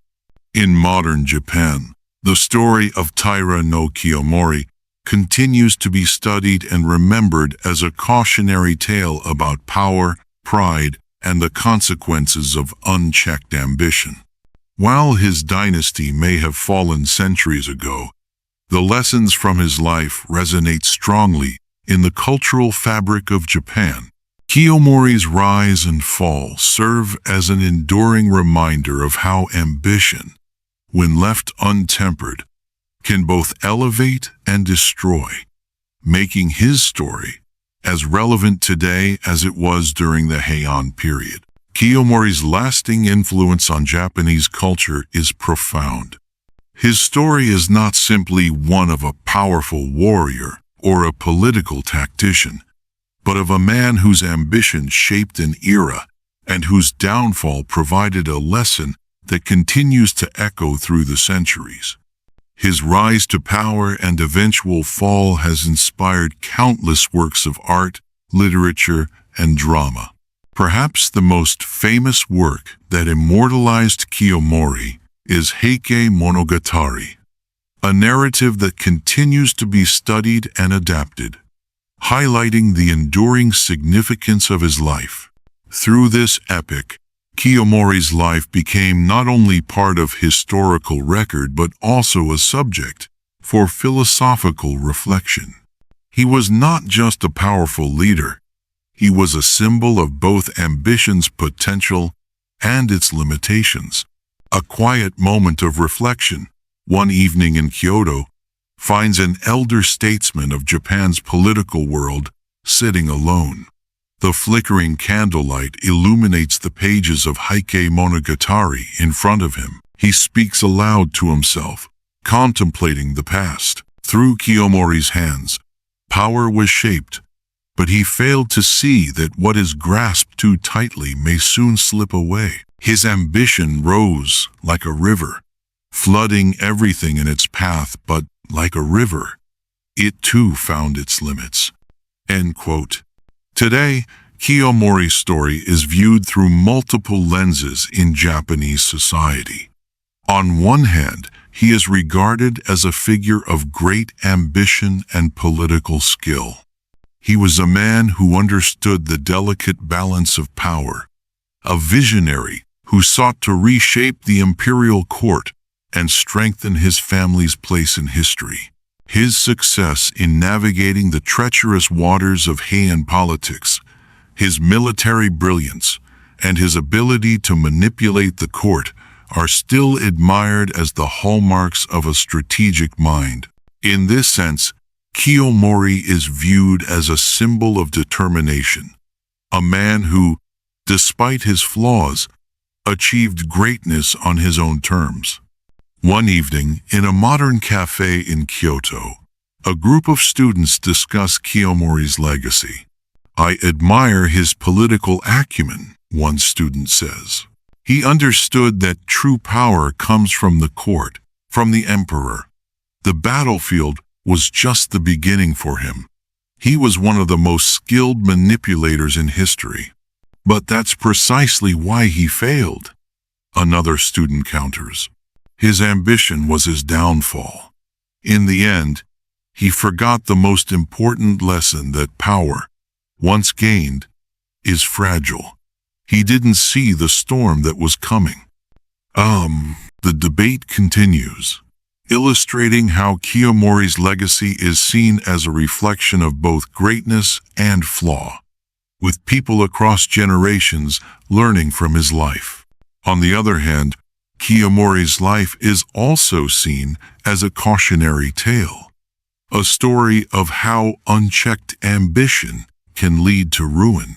His relentless pursuit of power, his disregard for the balance of forces in the court, and his arrogance in assuming that his family's dominance would last forever contributed to the fall of the Taira clan. In the eyes of modern Japan, Kiyomori's tragic end serves as a sobering reminder of the dangers of overreaching, the perils of disregarding the limits of power, and the inevitable downfall that can follow when one becomes blinded by ambition.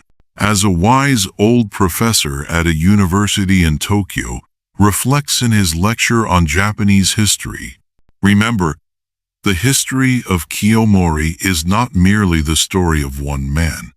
It is the story of ambition itself, its rise, its promise, and its inevitable destruction. He sought to build an empire, but he forgot that empires are built not just on strength, but on wisdom, patience, and understanding. His failure was the failure of hubris, a reminder to all who seek power that ambition, unchecked, is a dangerous thing. The lessons drawn from Kiyomori's life are still deeply embedded in the culture of Japan. In the modern context, his story is often used to reflect on issues of leadership and governance, reminding political leaders and business figures alike that power should be wielded with responsibility, foresight, and humility. The Heike Monogatari itself, with its portrayal of Kiyomori's rise and fall, continues to inspire discussion about the nature of leadership. It challenges the idea that might makes right, and instead elevates the concept of balanced governance, where wisdom and humility are as important as strength and ambition. A senior government official, in a private meeting with colleagues, quotes from the Heike Monogatari, "The wind rises where no tree stands, and where the storm has swept through, nothing grows. We must remember that power is like the wind. It moves swiftly and changes direction, and those who control it must tread carefully." Kiyomori's legacy is not only a lesson in politics but also in human nature. His story touches on the universal themes of pride, arrogance, and the human desire for immortality. As a leader, Kiyomori sought to secure his family's future and legacy, but in doing so, he overestimated his own control over the forces of time and fate. In modern Japan, his story is seen as a reflection of how easily pride can cloud judgment, especially when one is at the height of success. It reminds individuals that, no matter how powerful or influential they may become, they must always be aware of their limitations. On a quiet evening in a Kyoto garden, a poet reflects on Kiyomori's rise and fall, writing a verse inspired by his life. "The mountains may rise tall, but the winds that blow do not care. The empire you build may stand, yet all will fall when the storm is there." In contemporary Japan, Kiyomori's legacy also serves as a metaphor for the changing dynamics of power in society. The rapid rise and fall of the Taira clan under his leadership serve as a reminder that no empire, no matter how mighty, is invincible. The pace of change in today's world, particularly in the realm of business and politics, mirrors the rapid shifts seen in Kiyomori's time. The story of Kiyomori is thus often used to reflect on the nature of societal change, that while power may shift hands quickly, those who rise must also prepare for their eventual fall. Kiyomori's legacy, etched into the historical consciousness of Japan, transcends his lifetime. His life is a powerful narrative about ambition, power, pride, and the inevitable cost of unchecked desires. His story is one that resonates not only in the halls of history, but also in the daily lives of those who seek to understand the delicate balance between ambition and humility. In modern Japan, as in Kiyomori's time, the story of his rise and fall continues to be an essential part of the nation's identity, reminding its people that while the pursuit of greatness is noble, it is equally important to remain mindful of the consequences that come with it. A final reflection, a whisper carried on the wind of Japan's history, echoes, "To rise is a journey. To fall is a lesson. True greatness lies not in power, but in the wisdom of knowing its end." Kiyomori's life, with all its grandeur and tragedy, serves as a lasting reminder that power is transient, ambition is dangerous, and true greatness lies not in dominance, but in understanding the limits of one's own reach. His story is not just a tale of a man who rose to the pinnacle of power, only to fall from it just as swiftly.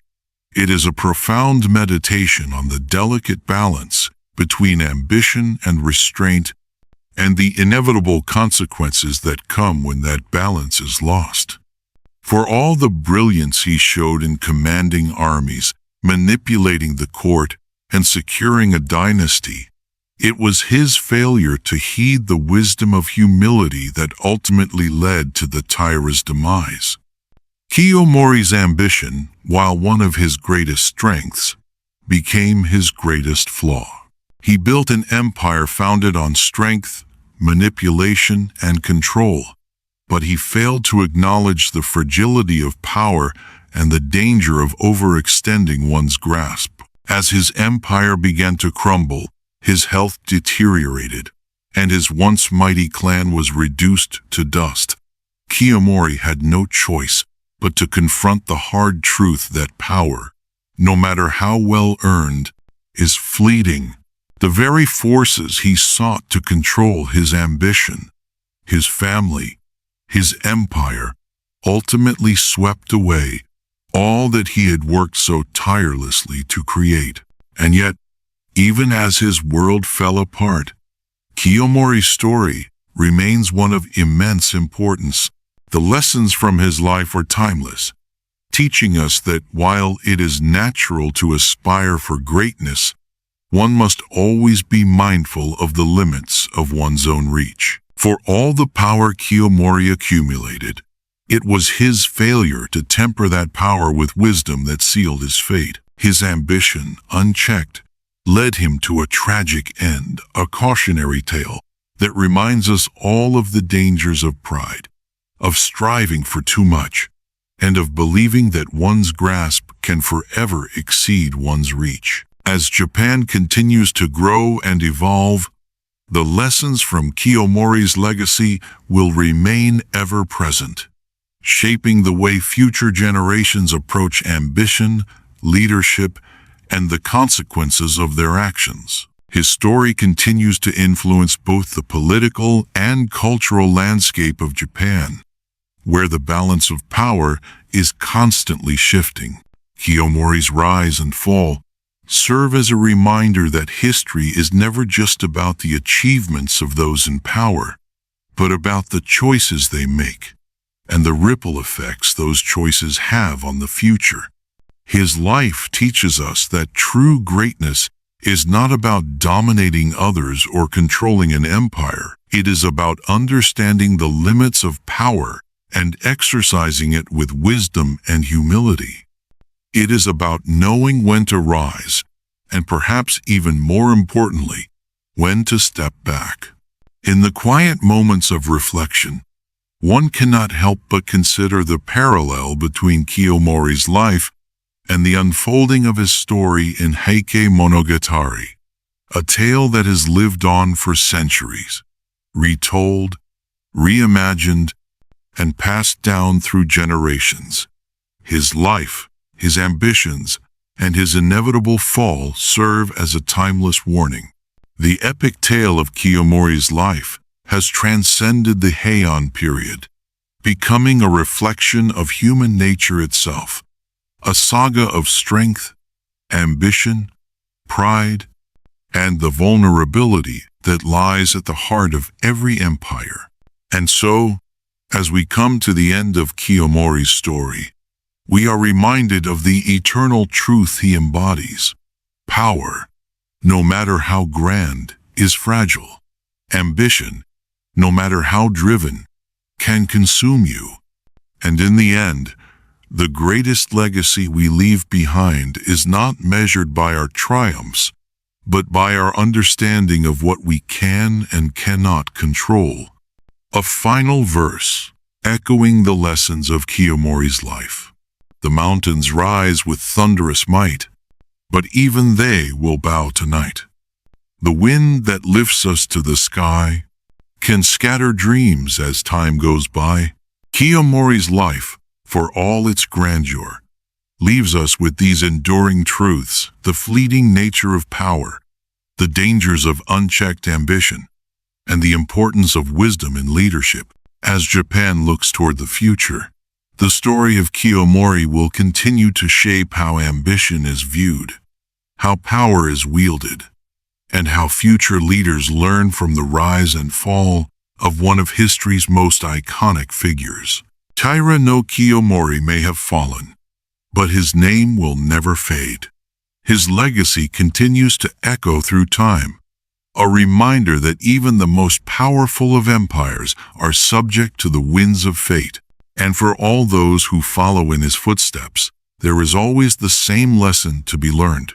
The higher you rise, the harder you must fall. And the wisdom to know when to stop is what truly defines greatness. The legacy of Taira no Kiyomori is inseparable from the transformation of the samurai class in Japan, a shift that would resonate through the generations, far beyond his time. While Kiyomori's ambition ultimately led to the fall of his clan, the influence of his reign left an indelible mark on the world of the Bushi, the warrior class, and the political structures of Japan itself. His rise to power, though marked by manipulation and military dominance, set in motion the changes that would elevate the samurai into the political sphere, shaping the very identity of the nation in the centuries that followed. Though the Taira dynasty was ultimately destroyed by the Minamoto in the Genpei War, the consequences of Kiyomori's reign became apparent in the structure of future samurai society. The warrior class, once considered mere soldiers in the service of nobility, began to see themselves not only as warriors but as political figures, governors, administrators, and even rulers of vast territories. Kiyomori's strategic use of both military force and courtly politics had introduced the concept of the samurai as an influential political force, a shift that would define Japan's feudal era. Kiyomori's political maneuvers and his ability to control the court through the manipulation of the emperor had set a precedent. The idea that power could be wielded not only with a sword but with influence over the imperial family was revolutionary. Kiyomori had turned the samurai into more than soldiers. They became the architects of Japan's political future. Even in defeat, the changes he had wrought in the structure of Japanese power were irreversible. Years later, in the twilight of the Kamakura shogunate, Minamoto no Yoritomo, the very man who had toppled the Taira and ended Kiyomori's reign, reflected on how the events of the Genpei War had reshaped the landscape of Japan. As the first shogun of the Kamakura shogunate, Yoritomo could not escape the fact that Kiyomori's rise had paved the way for the samurai to claim not only military power but political dominance as well. He had learned from Kiyomori's tactics how to seize control of the court, how to use political marriages, and how to build loyalty among warriors through both fear and respect. As Yoritomo sat in his private chamber, gazing at the map of his holdings, he spoke aloud, though there was no one present to hear him.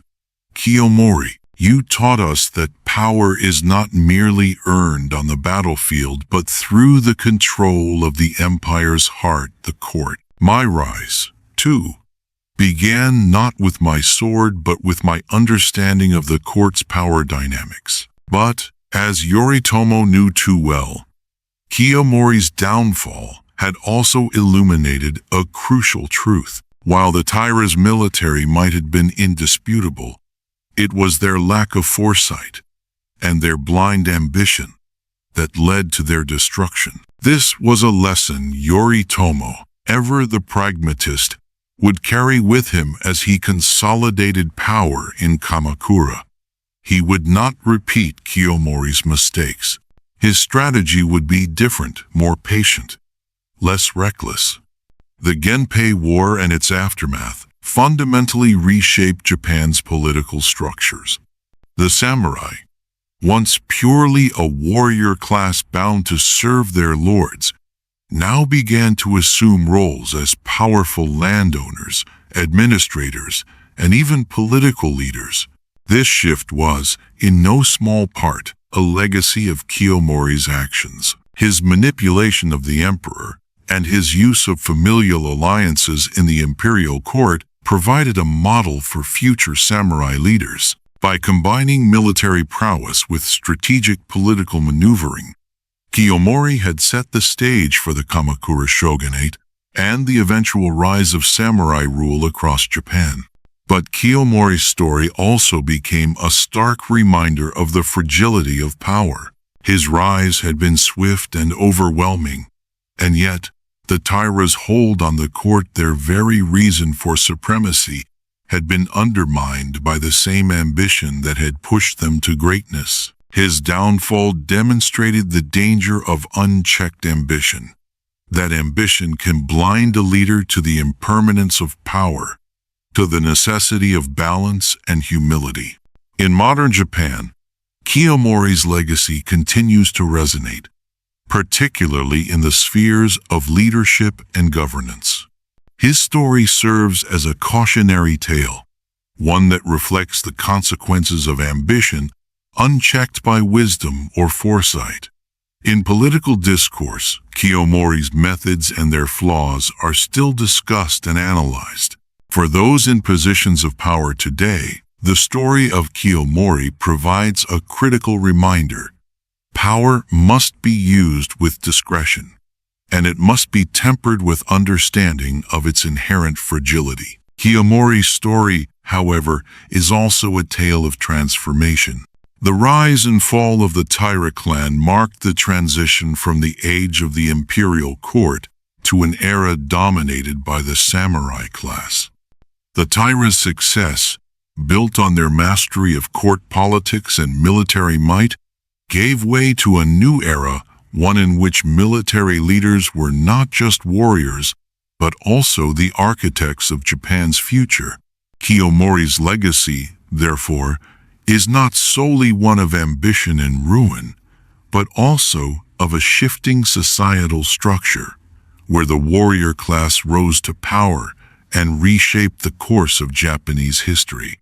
In a modern classroom, a professor of Japanese history delivers a lecture on Kiyomori, his voice reverberating as he concludes, "Though Kiyomori's dynasty fell, the samurai class rose, adapting his tactics for their own era." Kiyomori's influence on the course of Japan's history cannot be overstated.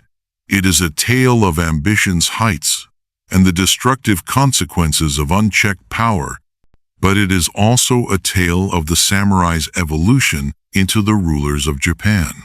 As the tides of time continue to shift, Kiyomori's story remains a critical piece of Japan's cultural consciousness, woven into the fabric of the nation's identity. His rise and fall have shaped not only the political and military landscapes, but also the values by which leaders and warriors are judged. The lessons learned from Kiyomori's legacy continue to inform the ways that Japan approaches power, ambition, and the delicate balance between strength and wisdom. In the stillness of the night, as the sounds of Kyoto drift by, the legend of Kiyomori endures. He remains a figure of immense importance, a symbol of both the heights of human achievement and the tragic consequences of overreaching. For those who seek power, the story of Kiyomori offers one final, timeless lesson. To rise is a journey. To fall is a lesson. True greatness lies not in power, but in the wisdom of knowing its end. And, as Japan looks toward the future, the story of Kiyomori will continue to shape how ambition is viewed, how power is wielded, and how future leaders learn from the rise and fall of one of history's most iconic figures. His life serves as a powerful meditation on the fragility of power, the dangers of unchecked ambition, and the importance of wisdom in leadership. Kiyomori's legacy becomes an eternal teaching not only for politicians and military leaders, but also for anyone striving for influence, power, or recognition. His ambition may have propelled him to heights few could reach, but his downfall serves as a universal lesson about the importance of foresight, balance, and humility. Kiyomori's life remains a cornerstone in the study of Japanese leadership. Even though his empire fell, his actions paved the way for the future of the samurai class, the Bushi, to rise as the ruling class. changing the course of Japan's political trajectory. Today, his legacy continues to echo in the decisions made by modern leaders, reminding them that unchecked ambition, no matter how strategically placed, is ultimately self-destructive.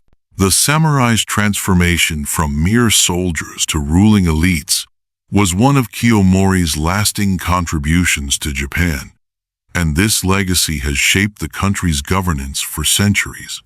Through Heike Monogatari, Kiyomori's story is perpetually retold. His ambition and downfall stand as a reflection of the impermanence of power, the fragility of human ambition, and the inescapable march of time.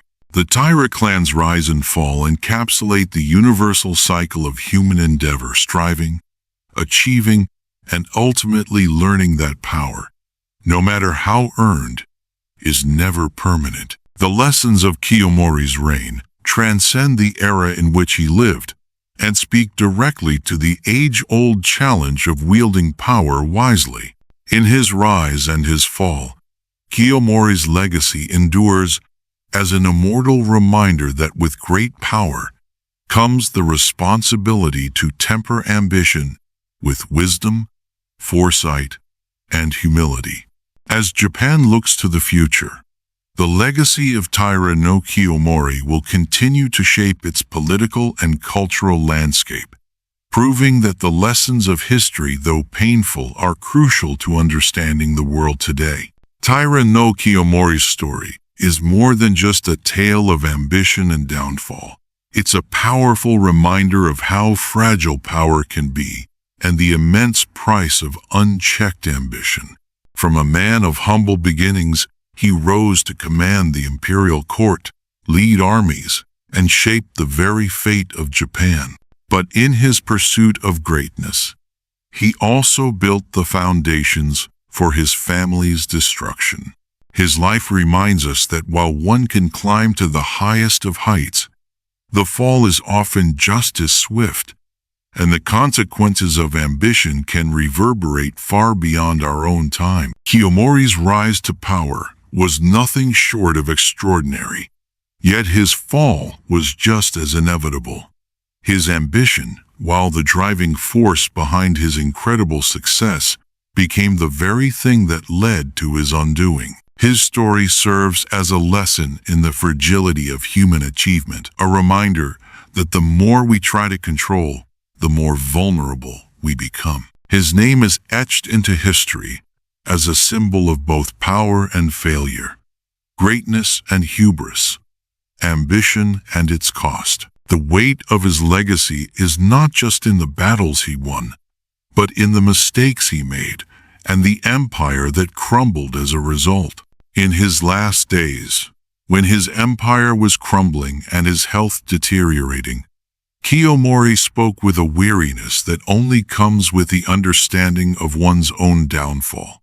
His son, Taira no Tadamori, stood by his side, watching the man who had once held Japan in his grasp now fading before him.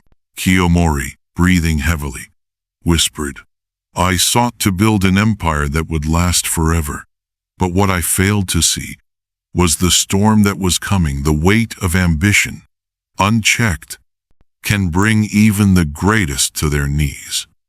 Tadamori, his face filled with both sorrow and reverence, replied softly, "Father, your ambition built an empire that changed Japan, but it also cast a shadow on our family.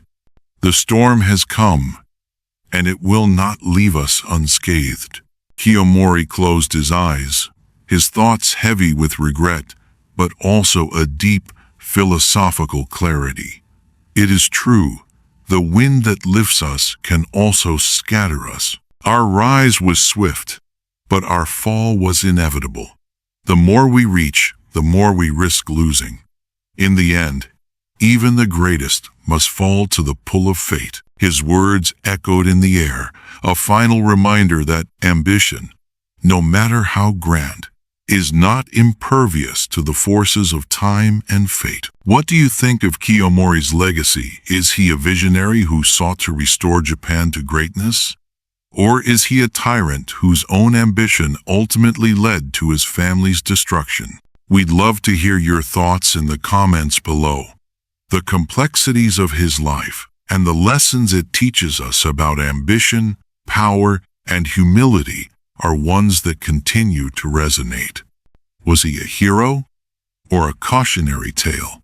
Taira no Kiyomori may have fallen from power, but his name endures in the stories of his rise and fall, echoing through the centuries. His life left a mark on Japan's history, not just in the battles he fought or the power he commanded, but in the lessons we draw from his mistakes.